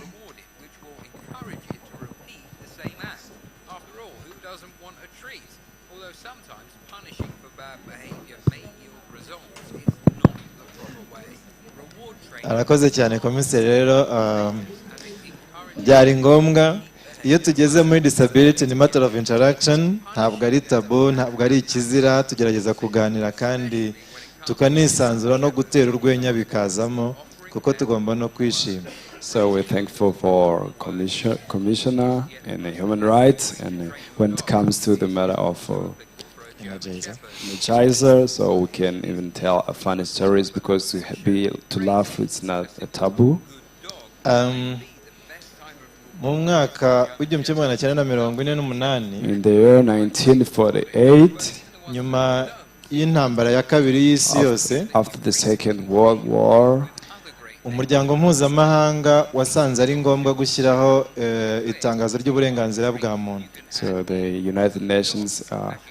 they announces human right, declaration for human rights. ibyo byari bikubiyemo uburenganzira bwa muntu muri rusange. That's included human right generally. Ariko haje kugenda hasamikiraho ubundi burenganzira biturutse ku byiciro byihariye no kwitabwaho ku buryo bw'umwihariko. And there come other branches different depending on how people need particularly their right to get accessible. Ni muri urwo rwego mu mwaka wa 2006 inteko rusange y'umuryango w'abibumbye mu cyemezo cyayo yashyizeho amasezerano mpuzamahanga arengera uburenganzira bw'abantu bafite ubumuga. And that's the reason why in 2006 the United Nations declared the right for the people with disabilities.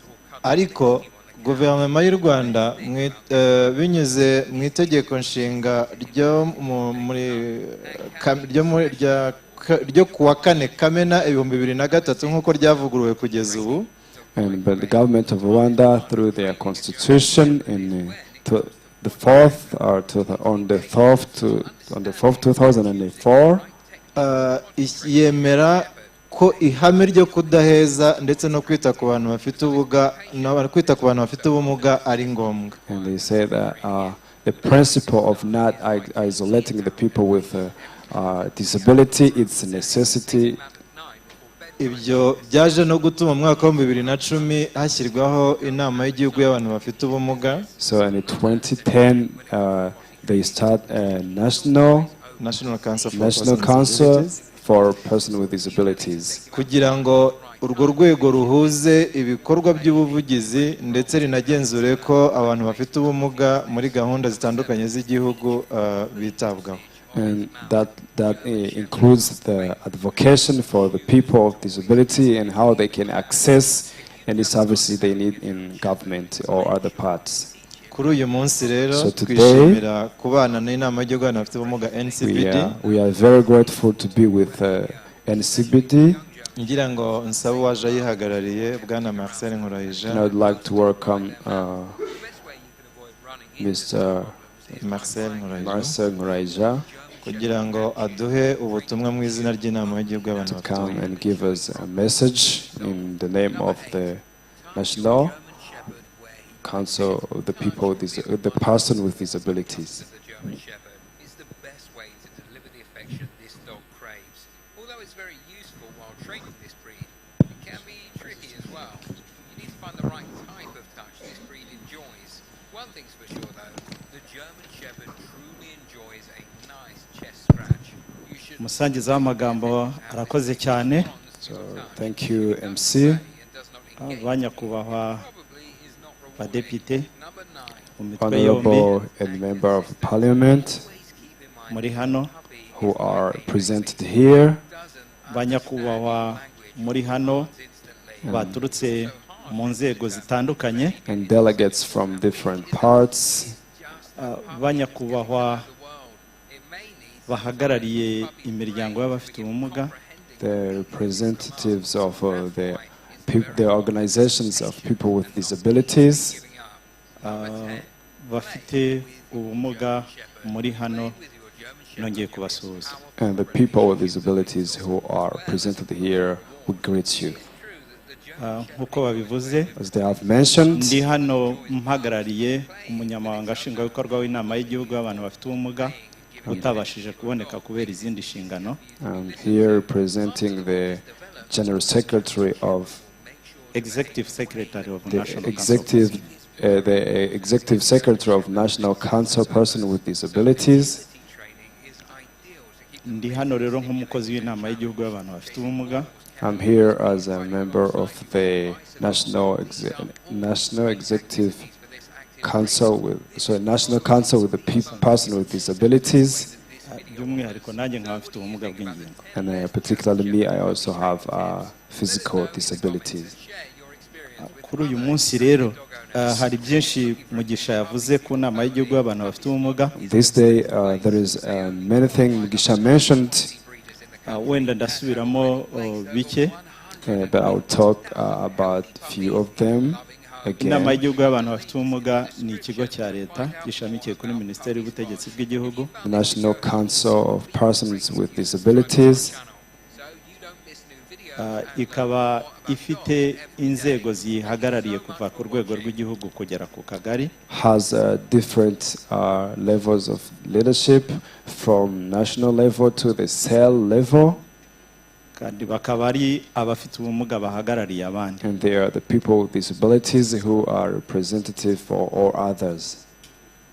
Nkuko rero uyu munsi turi hano twese ikiduhuje ari ukwizihiza umunsi mpuzamahanga w'abantu bafite ubumuga bwo kutumva, kutavuga no kutabona. And as we are here, all of us to celebrate the day for the deaf-blind. Nkuko mwatugaragarije imibare yabo, as you have mentioned the number in the 3 districts. Mu by'ukuri nkuko mwanabigaragaje bamwe mu bavuze nka challenge cyangwa nk'ikibazo kuba tudafite imibare y'abantu bafite ubumuga mu gihugu hose ko ari ikibazo. Honestly, as you have mentioned, mu guhera mu mwaka wa 2014 na 2015, in the 2014 and the 2015, hashyizwe mu byiciro abantu bafite ubumuga. We categorized the people with disabilities. Bagera ku mibare ungana ni 154,236. And the number was 154,256. Muri abo ngabo, and among those, abantu 761 bari bafite ubumuga bukomatanije bwo kutumva, kutabona no kutavuga. 761 were deaf-blinds. Kandi iyo mibare ntago yageze ku mibare yose y'abantu bafite ubumuga dufite mu gihugu. And that number is not the whole number of the people with deaf-blindness probably. Aha rero biratuma ngaruka ku byagezweho, wenda nerekane na nibiri mu gukorwa uyu munsi nk'inama y'igihugu ibiri mu gukora bimwe biza kuba binasubiza muri challenges zagiye zigaragaza. So here I will come back through what we have achieved and what we need to do, and this has been mentioned in different parts. Bagenzi banjye bambanjirije babivuze mu byiza byagezweho leta yacu yabashije kugeraho mu rwego rwo guteza imbere abantu bafite ubumuga. So the people who have been here have mentioned how government has helped in improving the life of the people with disabilities, harimo gushyiraho amategeko, including providing the different laws. By'umwihariko umwaka ushize hakaba haremejwe politike yo kwita ku bantu bafite ubumuga. And last year the law was provided and approved that policy that looks after the people with disability. Muri ibyo rero iby'ingenzi polisi igaragaza kwitaho cyangwa politike y'abantu bafite ubumuga igaragaza kwitaho cyane. Among those, the policy mentions the parts that should be taken care of. Harimo ubuzima. So there is health, uburezi, education, ndetse no kwempoweringa cyangwa kongerera ubushobozi inzego z'abantu bafite ubumuga. And empowering the people with disabilities organizations. Ariko nkuko byagiye binagaragazwa buri rwego rukaba hagaragara muri politiki cyakagombye kuba gikorwa kugira ngo ubuzima bw'abantu bafite ubumuga burusheho kwimprovinga cyangwa gutera imbere. A responsibility for every part, every ministry, what they should do to make this thing work. Muri ibyo rero leta y'u Rwanda yashyizeho nka politiki yo kwita ku bantu bafite ubumuga. Harimo na commitment zo ku rwego mpuzamahanga igihugu cyagiye gikora. So among those policies there are also international commitments.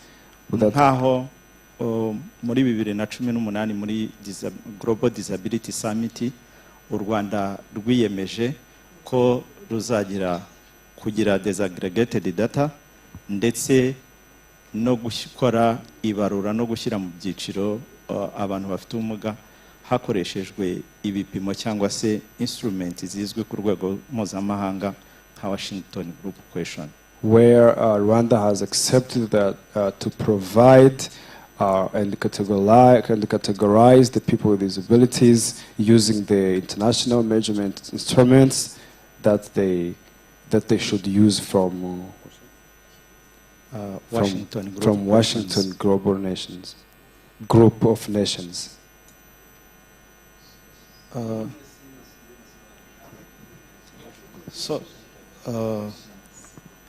Ahangaha u Rwanda rwiyemeje gukoresha turu zizwi ku rwego mpuzamahanga mu gushyira mu byiciro no kubarura abantu bafite ubumuga ya Washington Group Questions.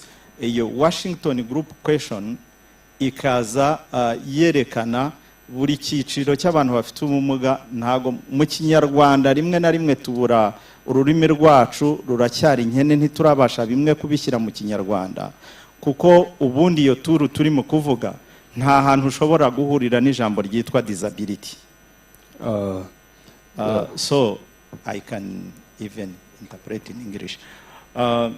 Iyo turu twiyemeje kuyikoresha, tukayikoresha muri statistic, mu ibarura rusange ry'abaturage. Murabizi turarifite mu kwezi gutaha kwa munani. Iyo turu niyo izakoreshwa mu kubarura abantu bafite ubumuga, ariko n'ubundi abana bari munsi y'imyaka 5 ntago bazagaragara mu ibarura rusange, ahubwo tuzababona dukoresheje indi turu nayo twashyizeho nk'igihugu cyashyizeho cyadopse yitwa Disability Management Information System. Ni turu izakoreshwa, ni IT tool izakoreshwa mu kudufasha kubarura no gushyira abafite ubumuga mu byiciro. Noneho yo ikazanerekana n'abana bari munsi y'imyaka 5. Ntago bizaba ari ukubarura gusa, ahubwo needs ibyo abantu bakeneye, gap zihari, ibibura. Mu byiciro twavuga hari icyitwa CBR Community Based Rehabilitation. Icyo twavugaga tugenda tukareba mu buzima aba bantu bakeneye iki, muri education aba bantu bakeneye iki, muri livelihood, muri social aba bantu bakeneye iki. Noneho iyo turu nibirangira izahuzwa na turu zisanzweho mu gihugu n'ubundi zikoreshwa mu gukora correction ya data, nk'iyo twavuga ya National Institute for Statistics. Bizahuzwa ku buryo n'ibyo bo batari bafite, kubera ko ya turu twe tuzaba dufite iri detaye cyane, kandi izajya noneho yo ikoreshwa hakurikijwe ibyiciro by'imyaka. Ntago ibibazo bibazwa umuntu uri imyaka hejuru y'imyaka 18 sibyo bizabazwa umuntu uri hagati y'imyaka 5 kugera kuri 17, si nabyo bizabazwa umuntu uri munsi y'imyaka, umwana uri munsi y'imyaka 5. Ibyo bizadufasha iki rero? Ibyo bizadufasha yuko abafatanyabikorwa batandukanye yaba na leta, noneho tuzaba dufite amakuru yose ashoboka ku bantu bafite ubumuga mu gukemura ibibazo by'abantu bafite ubumuga. Tukaba dufite aho duhera ndetse na politike. Urugero, turi hano turi ku cyiciro cya Deaf-Blind. Deaf-Blind uyu munsi mu cyambere turi gustragoringaho no kubanza kumenya imibare y'abo bantu naho baherereye na needs zabo. None icyo leta ishaka gukora ni ugukemura icyo ngicyo cy'uko umufatanyabikorwa uje agira ikibazo cyo kumenya abafasha aho baherereye n'ibyo bakeneye, kuko turu izabiri accessible ku mufatanyabikorwa uwo ari we wese ukorera muri disability.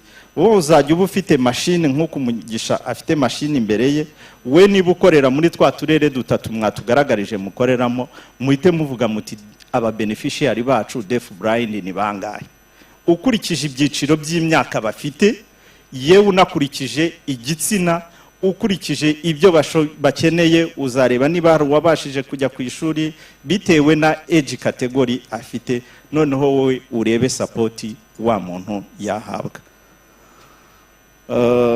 iki mpamya ko ni kimwe mu byo twabonye cyaje kubera iki cyaje kubera ko umwaka ushize twijihije imyaka 10 inama y'igihugu y'abantu bafite ubumuga imaze igiyeho tureba n'ibibazo bikigaragara mu by'ukuri mu gihugu muri icyo cyiciro dusanga n'ubundi ugereranije abafatanyabikorwa dufite ukagereranya n'ibimaze gukorwa hari byinshi byakozwe twishimira ariko nanone wareba imbaraga zihari dusanga rero imwe muri gapu ihari nuko nimwe na rimwe n'ibibazo tujya gusubiza abagenerwabikorwa bacu tuba tutazi aho baherereye ndetse n'ibyo bakeneye bizwi nkaba mpamya rero ko ubu ari ubufatanye ari intangiriro nziza tuzaba dufite muri uku kwezi kwa 7 turatangirana na pilot cyangwa igerageza mu karere ka Gasabo kandi noneho bizanakorwa n'abantu bafite ubumuga ntabwo tuzongera gukenera abaganga nk'uko mwabibonye ubushize twakeneye abaganga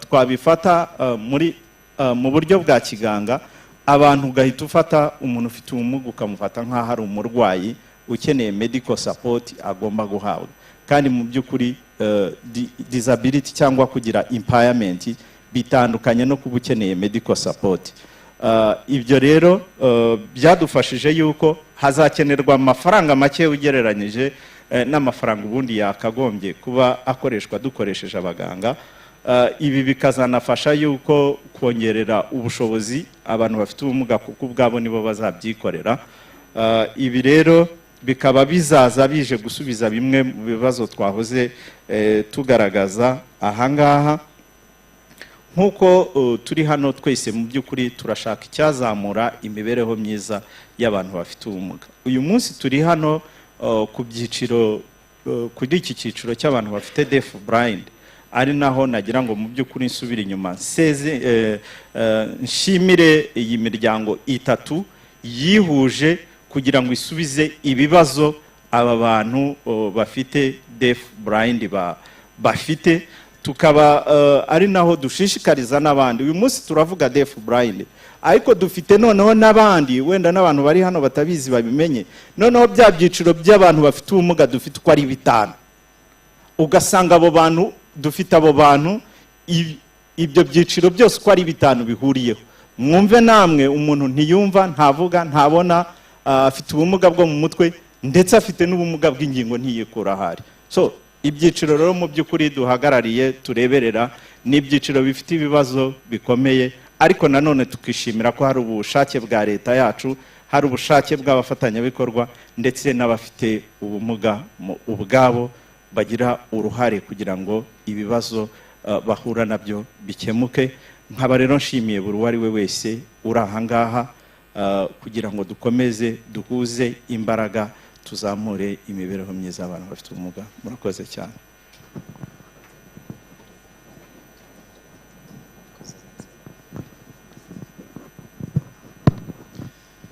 barakoze cyane NCPD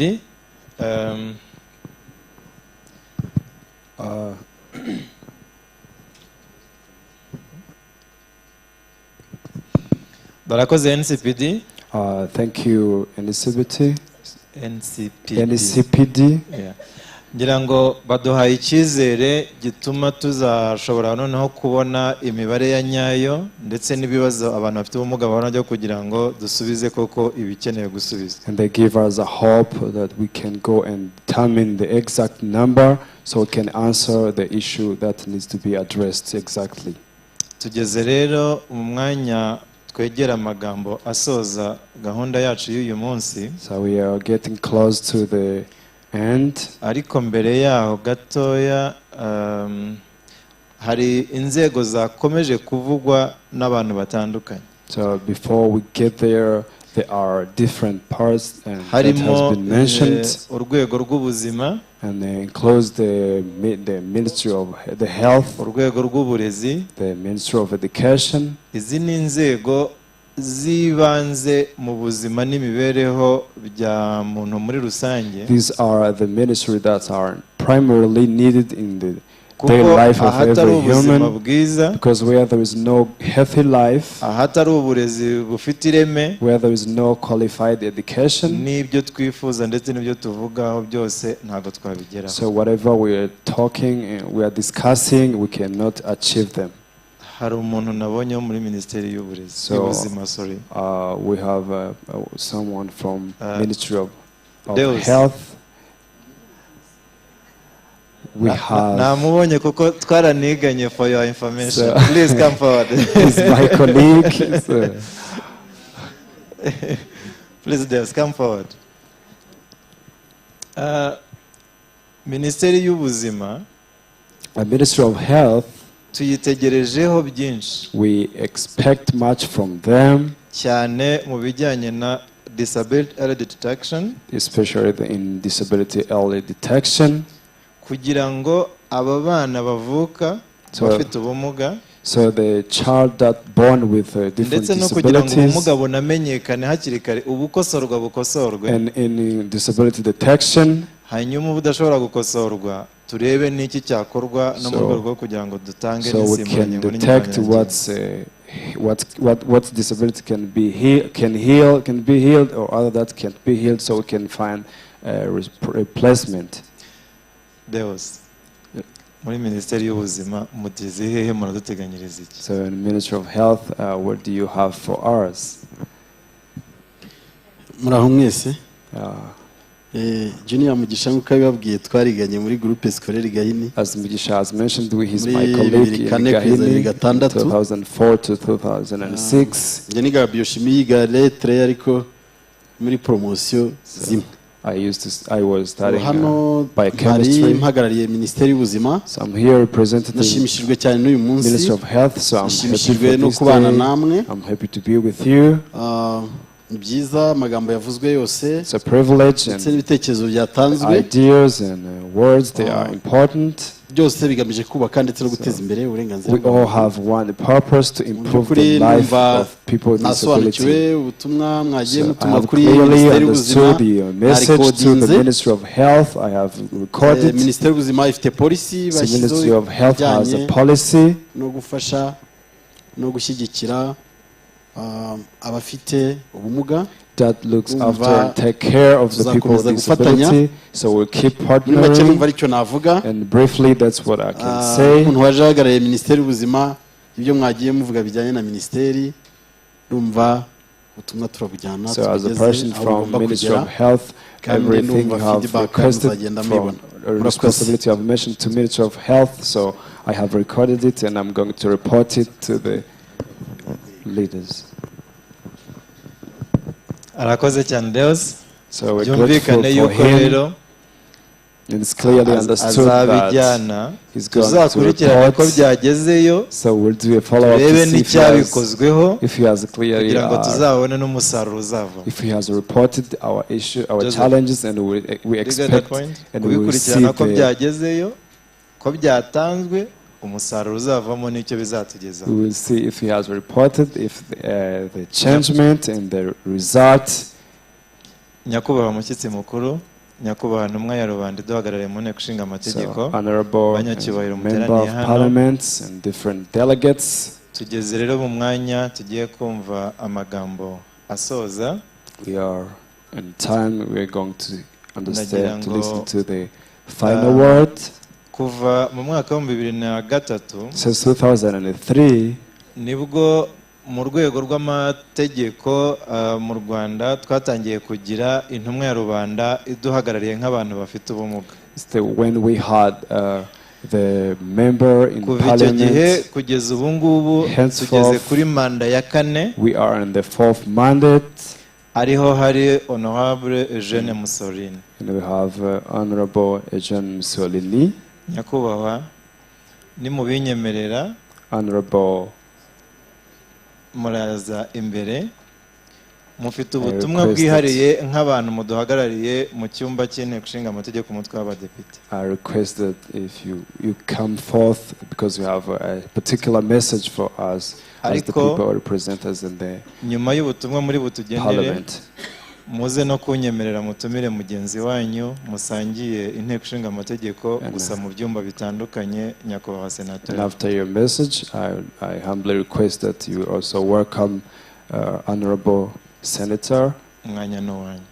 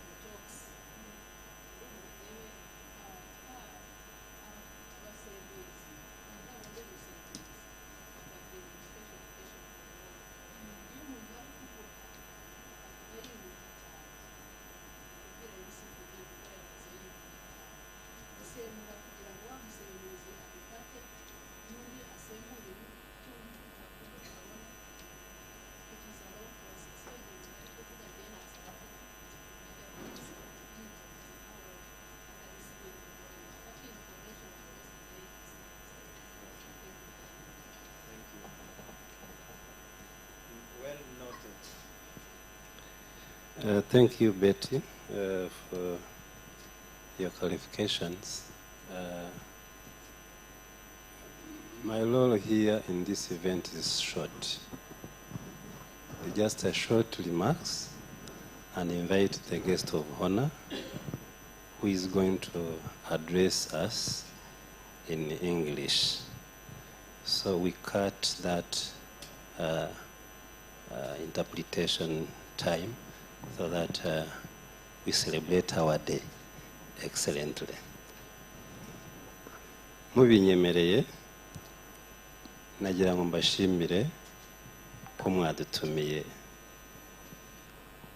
Honorable Senator, it's a very pleasure to have you here in this International Day for Deaf-Blind.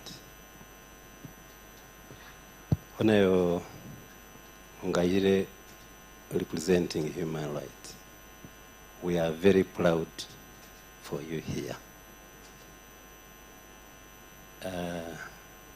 NCPD, Nudol, na High Commissioner representative wagiye, it's a great pleasure. Bavandimwe basangira ngendo muri hano, abagize uyu muryango Ripodibi, Furaha uyoboye ngira ngo aranyumva, n'iby'agaciro ko umuryango umaze kuba ubukombe, n'iby'agaciro ko bitaba byuzuye iby'igihugu gikora tutarimo mutarimo. Ni soroga imaze igihe ikoreshwa na RPDB. Uyu munsi mwahinduyemo muvuga insanganyamatsiko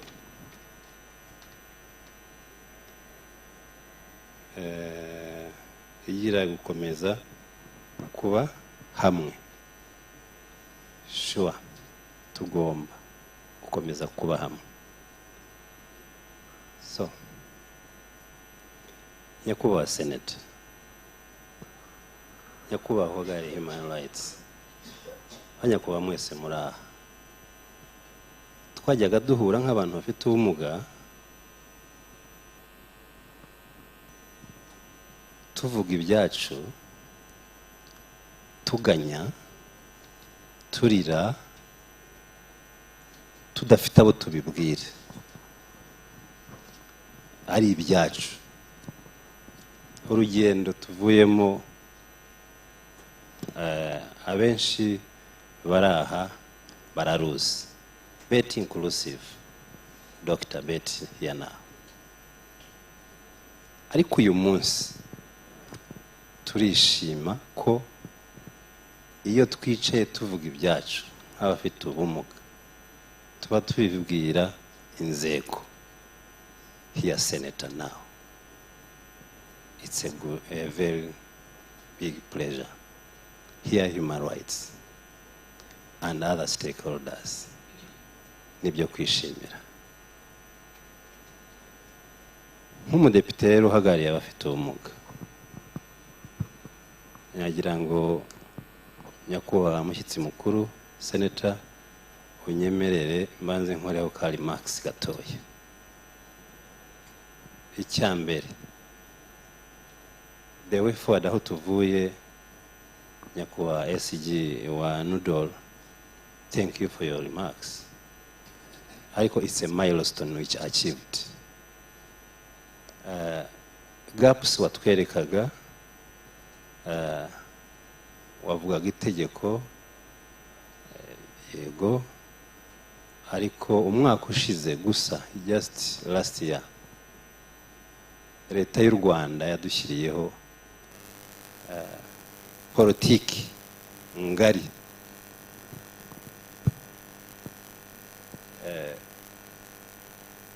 ifata ubuzima bw'abafite ubumuga uko buteye imirongo migari.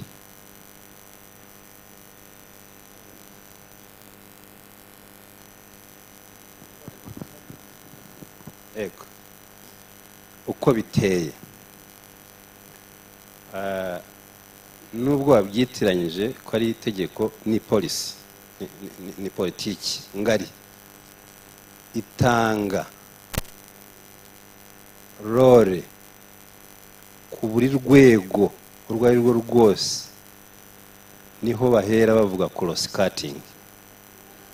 Buri wese afite icyo agomba gukora, kumva ko umwana ufite ubumuga, umuntu ufite ubumuga mu cyiciro icyo ari cyo cyose, icyo afashwa kugira ngo ubuzima bwe bujye ku murongo, aho igihugu kibyifuriza, aho umukuru wacu w'igihugu nyakubahwa Paul Kagame yifuza ko umunyarwanda wese aba ageze kuri iki kigero, kuri ubu buzima, muri vision zigiye zitandukanye, muri porogaramu zigenda zitandukanye mu byiciro byose by'abanyarwanda. Nibyo gushima cyane, cyane cyane umukuru w'igihugu.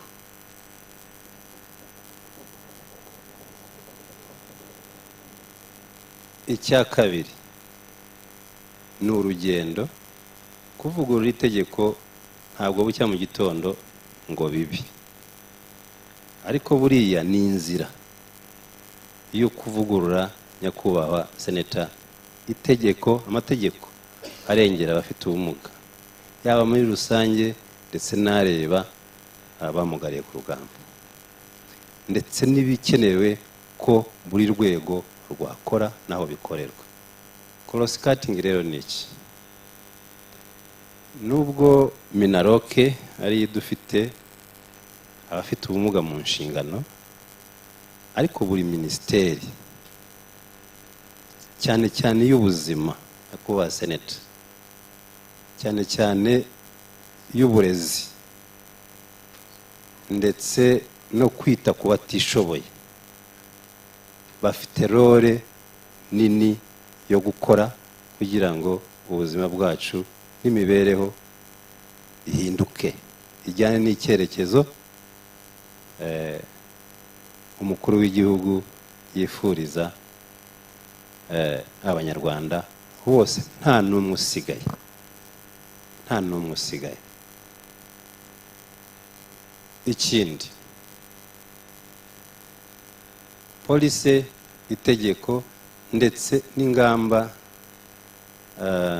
uhagarariye NSPD hano yavugaga, ryo gushyira neza mu byiciro abantu bafite ubumuga, mu byiciro byabo bihariye babarizwamo, aho turimo dukora ubuvugizi ko Deaf-Blind iva mu cyiciro cyitwa icya gatanu cya others. Icya gatanu ni others, n'ubundi bumuga, n'ubundi bumuga, niyo jambo narimbuze. Nyakubahwa seneta, ukureba iki cyiciro cy'abantu bafite ubumuga bari aha, uvuze ngo n'ubundi bumuga, ubwabo bugaragara, ntibumva, ntibavuga, bashobora kuba bafite n'ingingo, n'ubwo ingingo burakomatanyije, so ukabashyira muri n'ubundi bumuga kandi uba ufite ubureba, naho hari mu kuvugurura, ngira ngo itegeko no kubihuza n'uburenganzira bwa bose, turakora ubuvugizi ko icyo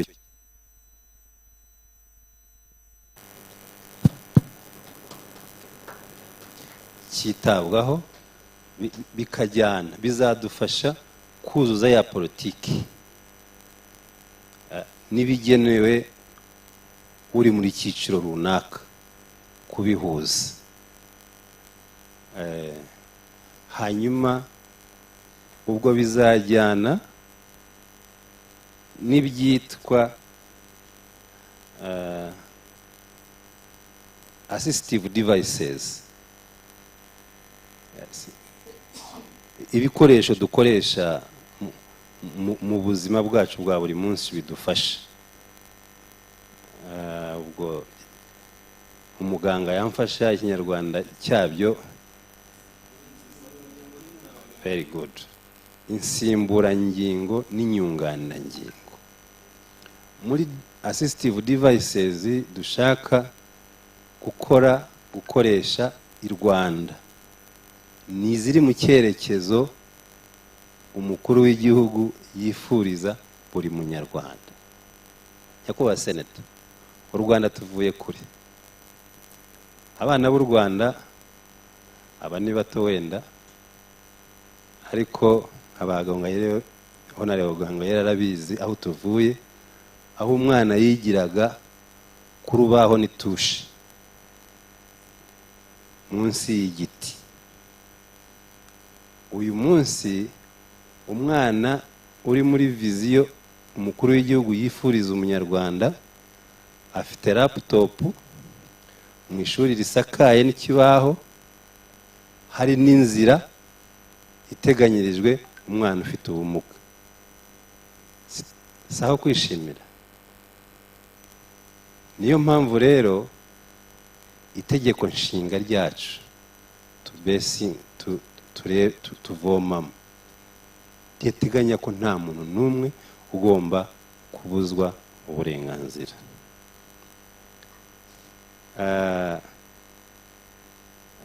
Ejo bundi nyakubahwa Perezida wa Repubulika yakira Cogamo, turanamushimira byimazeyo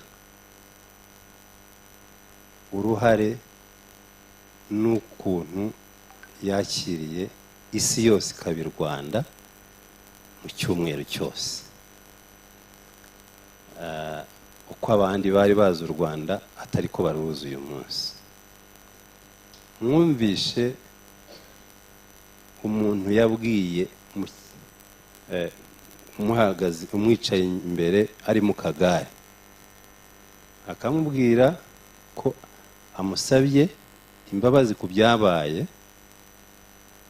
ariko hamwe n'ingamba nshya muri Commonwealth ayoboye uyu munsi ibigiye guhinduka. Ibigiye guhinduka ni ibihe? Amategeko policies twashyiriweho turazifite, amategeko twayavugurura, ariko ibigomba guhinduka noneho cyane cyane ni sosiyete tubamo, ni community tubamo. Umushoramari niba agiye kubaka hoteli ye nk'iyi, yikumva ko kuba itari accessible ntacyo bimutwaye, kuko njye na Mugisha nituza kwicara aha tukabura aho duca, ni umukiriya hombye. Ibyo byose bifite imvana. Ariko mbere wumvaga ko umuntu ufite ubumuga nako nta nubwo twari abantu, twitwaga ibintu. Nyakubahwa Seneta, twitwaga ikimuga, ngo ikimuga ni ikintu kimenetse. Uyu munsi rero hamwe n'ibyo yo kuba turi abantu no kubibwira sosiyete ngo itwakire nk'abantu, iracyari inzira ndende. Buri wese afitemo uruhare gufatanya n'ibyo, ariko tukabishyira mu mategeko yacu, ariko u Rwanda asakarwa ngo umuntu aza cyangwa inyoni iza ikagwaho. Aya, u Rwanda ni urujya n'uruza. Hari abaturanyi tubana hafi, hari n'abakure. tugomba rero gufatanya muri challenge umunyamabanga wa Ndoro yagaragaje. Hari uruhare rwacu twe bafite ubumuga. Urwo ruhare nukurukorera muri ziriya nzego. Uhagariye NCPD yababwiye ko NCPD inama yacu y'igihugu y'abafite ubumuga. Nyakubahwa Seneta, irubatse kuva aho ubutegetsi bw'igihugu buhera ku rwego rw'akagari, ku murenge, akarere, intara n'umujyi wa Kigali, ndetse tukagira board ikuriye abo bose na secretariat. Abo bose ibibazo byabo bicibwa mu nama njyanama bikagera muri ministeri y'ubutegetsi bw'igihugu. Mpamya ko izo nzego zadushyiriweho zazamuye abandi, twe zitananirwa kutuzamura. No gukorana, urwo ni uruhare rwa muntu ufite ubumuga mu rwego akoreraho. Iterambere rihera hano kagari kazamuka ku rwego rw'akarere, imijyi n'intara, tugatera imbere. Ibibazo byacu rero naho byinjirizwamo muri gahunda y'uburezi n'ubuvuzi. Aho niho hakiri ikibazo gikomeye ku bikoresho, ariko na sosiyete ikaba itaratwakira. Niho hakiri ikibazo gikomeye. Ariko Nyakubahwa Seneta, kuko dusigaye tukicarana n'ababikora, n'ababishyira mu bikorwa, n'ababitegeka, twizera tudashidikanya ko ibibazo byacu biza bikemuka. Nsoza, hari ikintu ntasoza ntavuze. Ntawe hari umugani baca ngo ntawiyima wo mu imari. Twe rero ntitukimwa. Nyakubahwa Seneta, hari byinshi bimaze kudukorerwa nk'abantu bafite ubumuga, bikadukorerwa n'utubereye ku isonga twese. Nahoze mvuga iby'umukuru w'igihugu yasabagaho imbabazi ejo bundi muri Cogamu, ariko bigiye gukemuka. Nyakubahwa Seneta, hari abantu bafite ubumuga bw'uruhu bakenera amavuta yo kwisiga ku mubiri wabo kubera izuba. Ibyo yabitanzeho umurongo, kandi ubu ndakubwira ngo guhera ku rwego rw'akagari kugera ku rwego rw'igihugu icyo kibazo cyarakemutse. Ni ukumushimira. Buriya na biriya yakiriye hariya, ari twe ari mwe, twese turajyamo kandi birakemuka. Birakemuka hano, birakemuka no ku rwego turiho ayoboye uyu munsi. Ubwo ibisaba amategeko, Nyakubahwa Seneta,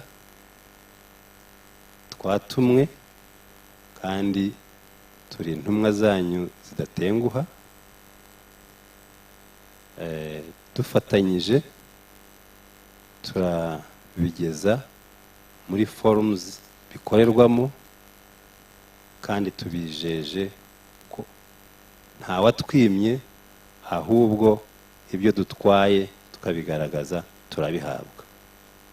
Mpamya ko ibi dutumwe noneho imitwe yombi iri aha biroroshye ko tubigeza aho bijya, hanyuma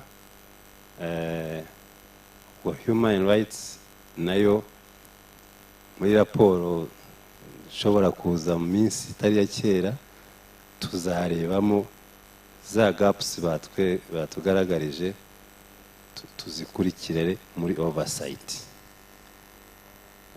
Ndabashimiye, ariko nanone munyemerere mfate uyu mwanya nkorerore bansabye ntumire umushyitsi wacu mukuru muri uyu muhango mwiza atugezeho ubutumwa yaduteguriye, ariko nanjye mwishimire cyane nk'ijwi nk'amaboko twungutse. Mutwemerere nyakubahwa Senator muze mutugezeho ijambo mwaduteguriye. Ndabashimiye.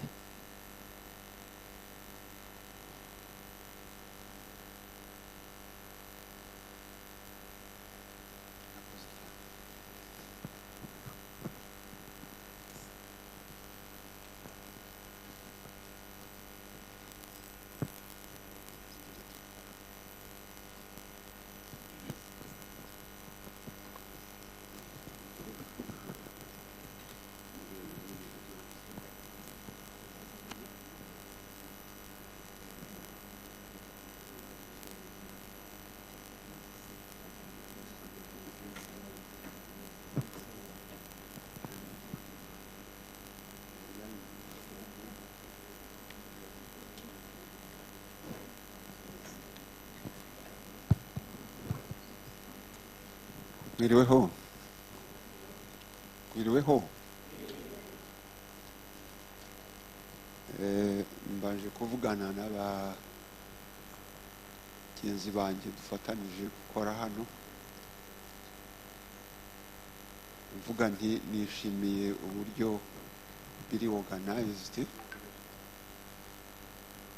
uburyo iki gikorwa cyateguwe.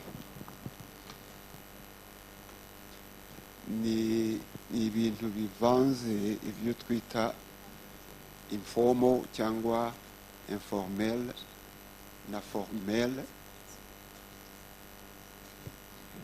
Iyo bikozwe hamwe biraryoha. Nabanje rero kuvugana nabo ngo bo baze kubishyira mu buryo professionnel. Nicyo gituma mbanje kuvuga mu Kinyarwanda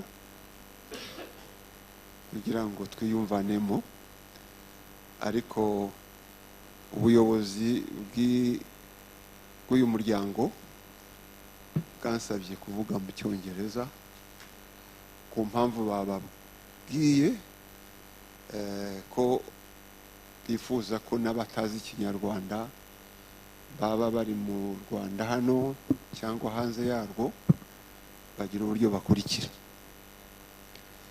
Rero munyemerere mpindura ururimi mvuge mu Cyongereza, ariko abari abazobereye kubishyira mu Kinyarwanda cyumvikana kandi mu buryo bworoheye buri wese.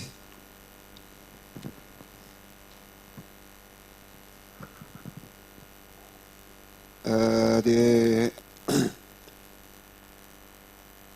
Honorable Representative of Rwanda Parliament Chamber of Deputies, the President of Rwanda Organization of People with Deaf-Blindness, the British High Commissioner Representative, the NCPD representative, NUDO representative, distinguished guests, all protocol reserved, ladies and gentlemen. It is a very great privilege and great honor for me to be with you at this important event, the International Deaf-Blindness Awareness Celebration Day. I'm thankful to the Right Honorable President of the Senate of Rwanda for delegating me and allowing me to speak on his behalf. I'm pleased to convey to you his greetings and his word of encouragement to the Rwanda Organization of Persons with Deaf-Blindness. Thank you very much for inviting us. People have talked several times about the Rwandan Constitution, and I want to talk about it. Before 2003, the Parliament of Rwanda had only one chamber, you remember, called the Parliament. But in 2003, it was judged better and fit to have two chambers, which are separately working but directly complementary. This is how the chamber called Senate was born or created. There are activities and responsibilities that we share, both chambers. But each chamber also has certain responsibilities that are specific to it. The main specific responsibility of the Senate is that of oversight of government activities. Oversight includes monitoring. Now, one of the particular responsibilities of the Senate is to monitor the application of the fundamental principles provided for in Rwanda's constitution, and one of these fundamental principles concerns, among other things, eradication of discrimination based on any ground. I want this to be well understood. People with disability, including those with deaf-blindness, are an integral part of Rwandan citizens, and they have full right to access the opportunities offered to all other Rwandans.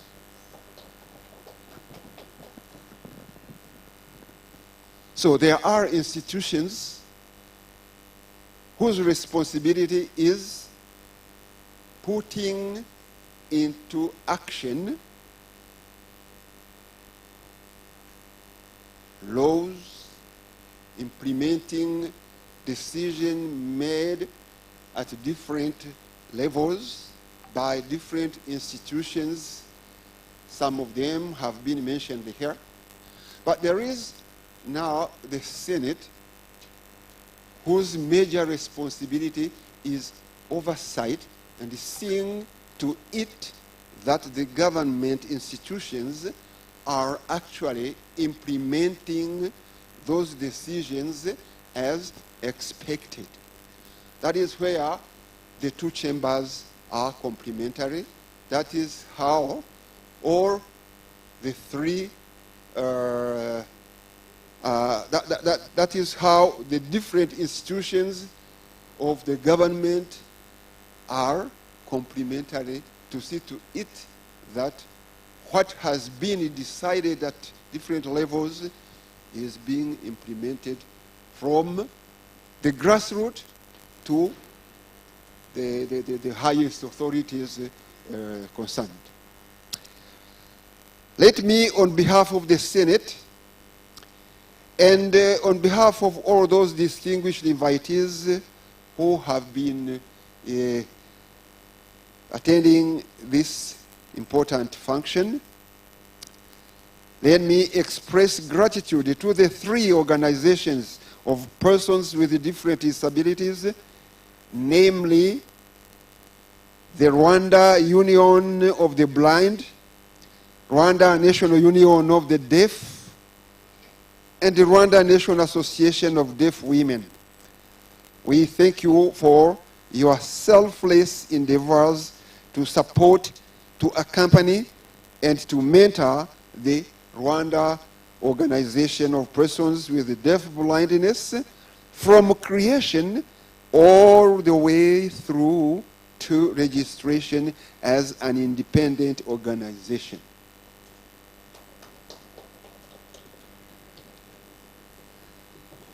We thank also those institutions and organizations, national and international, which gave assistance in one way or another, leading to the present-day status of Rwanda Organization for Persons with Deaf-Blindness.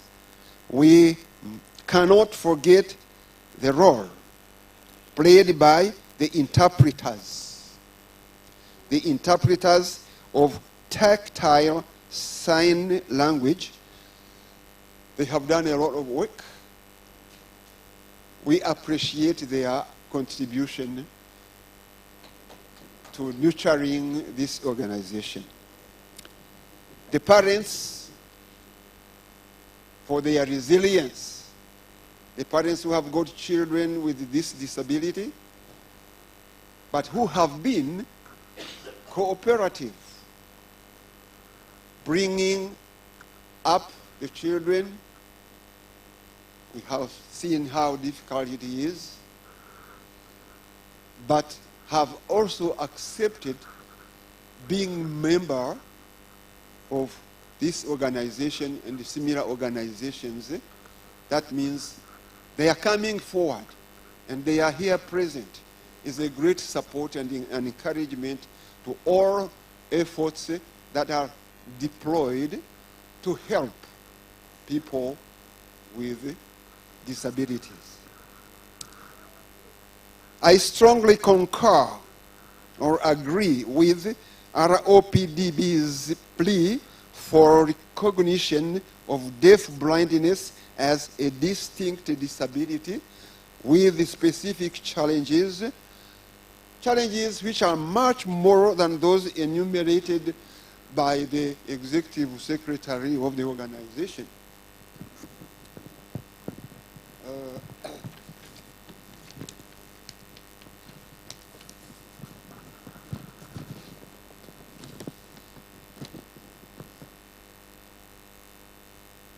Of course,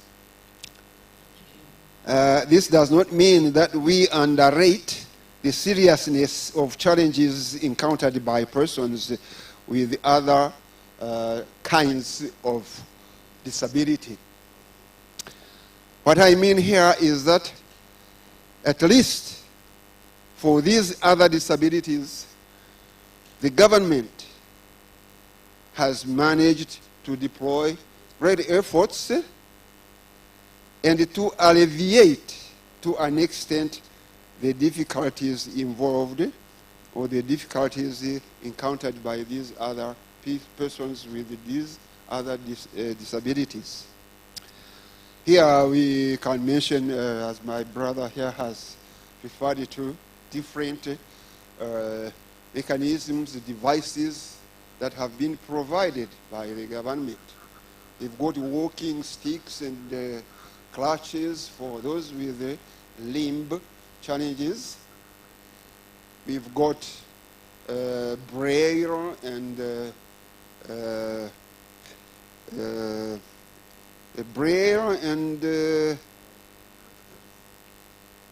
white can. Thank you very much. The term was missing. For the blind and many others.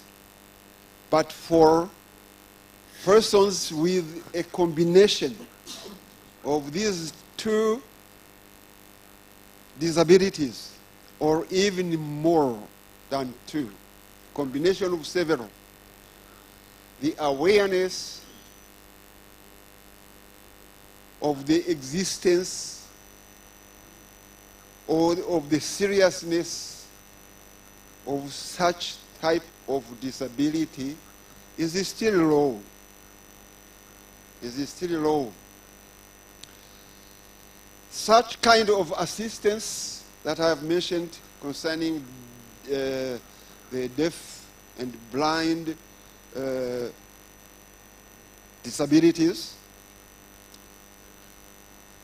have been helping those persons with such disability to access school and other services that are needed in their daily activities, in their daily life.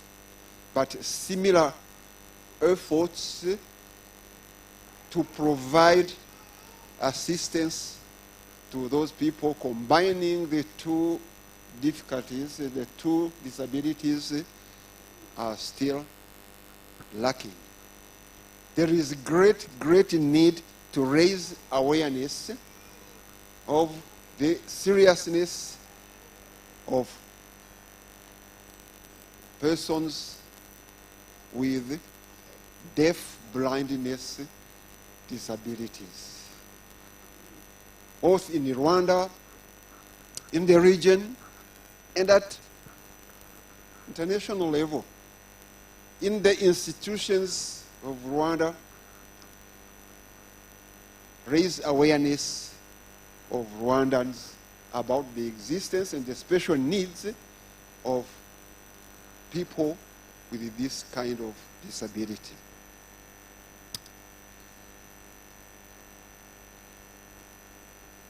Despite these challenges, however, we appreciate our OPDB's achievements so far, together with their strategic focal areas that were presented to us. These are an evidence beyond doubt that persons with deaf-blindness are capable of self-development, capable of bringing enormous contribution to national development.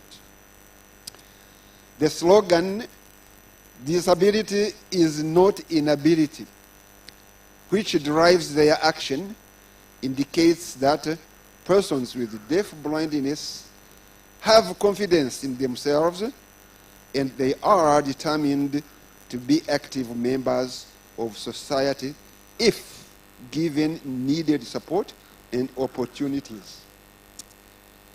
Here we remember the testimonies that have been presented to us. The story of Helen Kala. The testimony of Mukarwego and our other friend, Herman. Okay.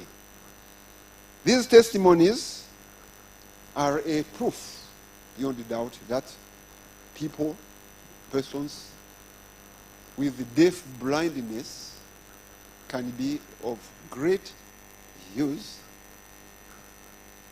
and can make a lot of contribution to the national development.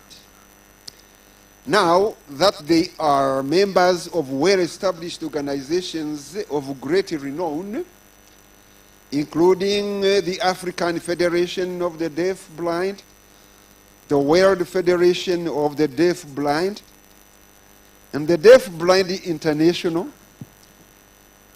there are many others which will open their doors to membership for persons or for organizations of such persons with such difficulties. I believe, therefore, that persons with a disability in Rwanda can be assured of far-reaching advocacy by belonging to such organizations. I believe also that the Senate of Rwanda and the Parliament in general, my brother, in our capacity as the voice of the voiceless, as the people's voice. We will be at the forefront in this respect of advocacy. Let me end, dear friends, dear invitees.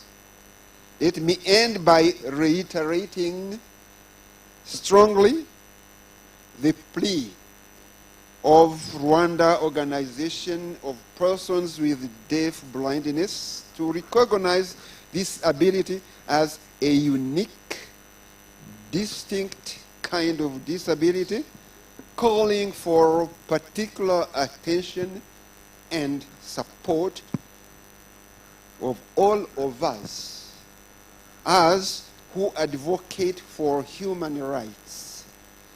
Individuals, institutions, and organizations alike.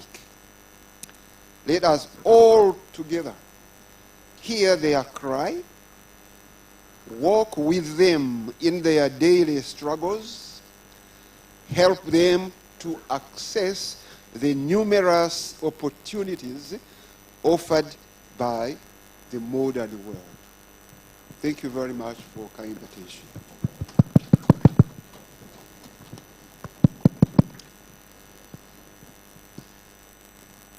arakoze cyane nyakubahwa senateur. Mu magambo make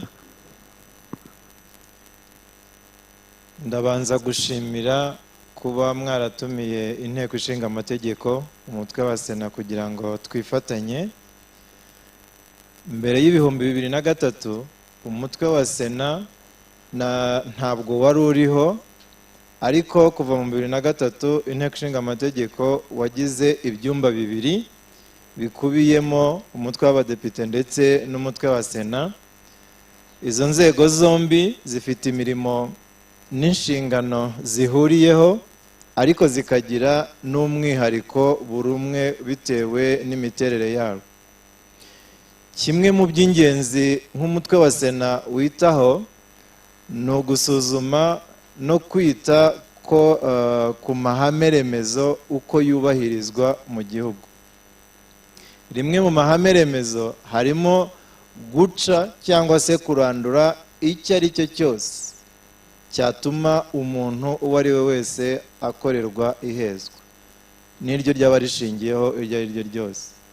Aha ni naho ntekereza kandi nibwira ko n'abantu bafite ubumuga ihezwa bakorerwa rigomba guhera kugira ngo ricike, ari nabyo biteganyijwe mu itegeko nshinga rya Repubulika y'u Rwanda.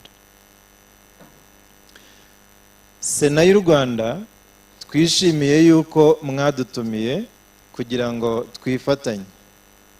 Ibyo kandi bigatuma turushaho gusobanukirwa ibyo tugomba gukora biri mu nshingano zacu, ariko biganisha no kubafasha kugira ngo uburenganzira bwanyu burusheho kubahirizwa.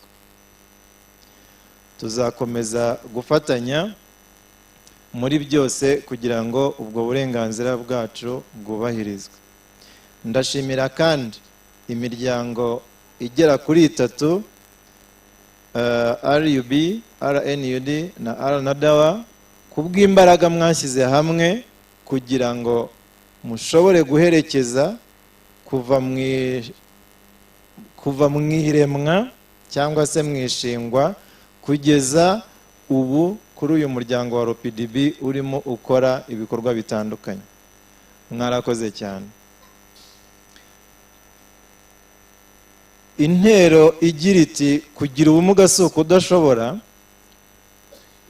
ni intero twese tugomba kubakiraho ibyo dukora bigaragara yuko umuntu ufite ubumuga ubwo ari bwo bwose ashobora kugira icyo yakora. Ibyo kandi twabibonye mu buhamya twumvishe, ari ubwavuzwe kuri Ellen Keller, ari ubwatanzwe na Mukabaranga, ari n'ubwatanzwe na Herman. Ni ikimenyetso ntakuka cyerekana yuko abantu bafite ubumuga bwo kutumva no kutavuga ndetse no kutabona bashoboye, kandi hari icyo bakora ku iterambere ryabo bwite ndetse no kuri igihugu muri rusange.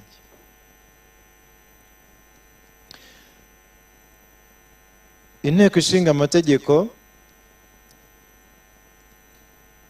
muvandimwe wanjye dusangiye imirimo, ndizera neza yuko tuzakomeza gufatanya kugira ngo turusheho kuba ijwi dukorera ubuvugizi kugira ngo abafite ubumuga bukomatanyije kutumva, kutabona no kutavuga bazarusheho kugaragara nk'icyiciro cyihariye, bityo n'ibyo bakenera n'ibyo bakwifuza gukorerwa bibakorerwa bagendeye kuba ari nk'icyiciro cyihariye. Ndasoza rero mbashimira by'umwihariko ko ku gutegura uyu munsi, kandi nizera yuko amarembo yose yakinguwe haba ku rwego rwa Afurika ndetse no ku rwego mpuzamahanga, uyu muryango uzakomeza kuyabyaza umusaruro hagamijwe gukomeza kwita no guteza imbere uburenganzira bw'abafite ubumuga bukomatanyije kutumva no kutavuga. Murakoze, mugire amahoro y'Imana.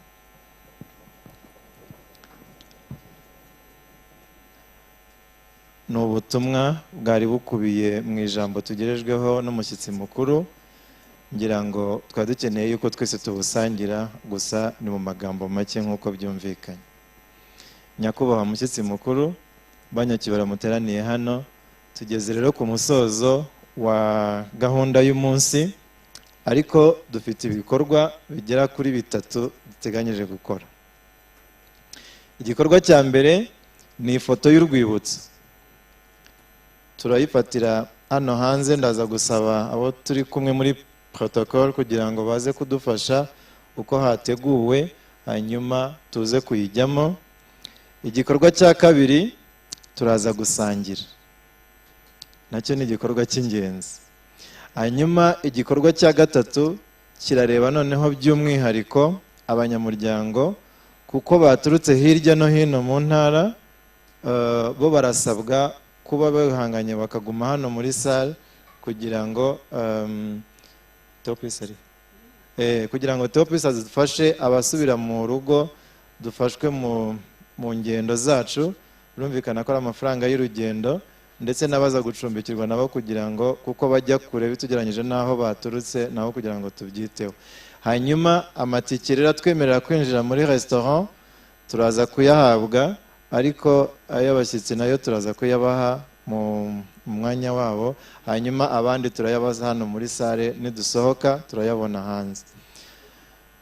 Ndagira ngo rero mbashimire ko mwafatanyije natwe, nshimire mugenzi wanjye Samuel tuwafatanyije, hanyuma ngewe ndi Mugisha Jacques, tubifurije umunsi mwiza, dukomeze kwizihiza uyu munsi aho turi no mu byo turimo, tunakomeza kuzirikana ko kubahiriza uburenganzira bw'umuntu ufite ubumuga muri rusange ari inshingano ya buri wese.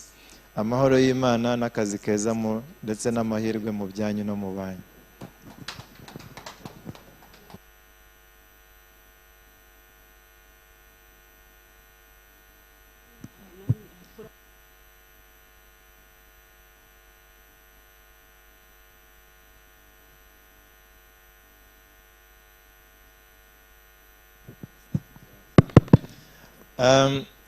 Banyunguye yuko ifoto twayifatiramo hano, mukoresha izi side hano, muzizane izi ntebe, muzizane.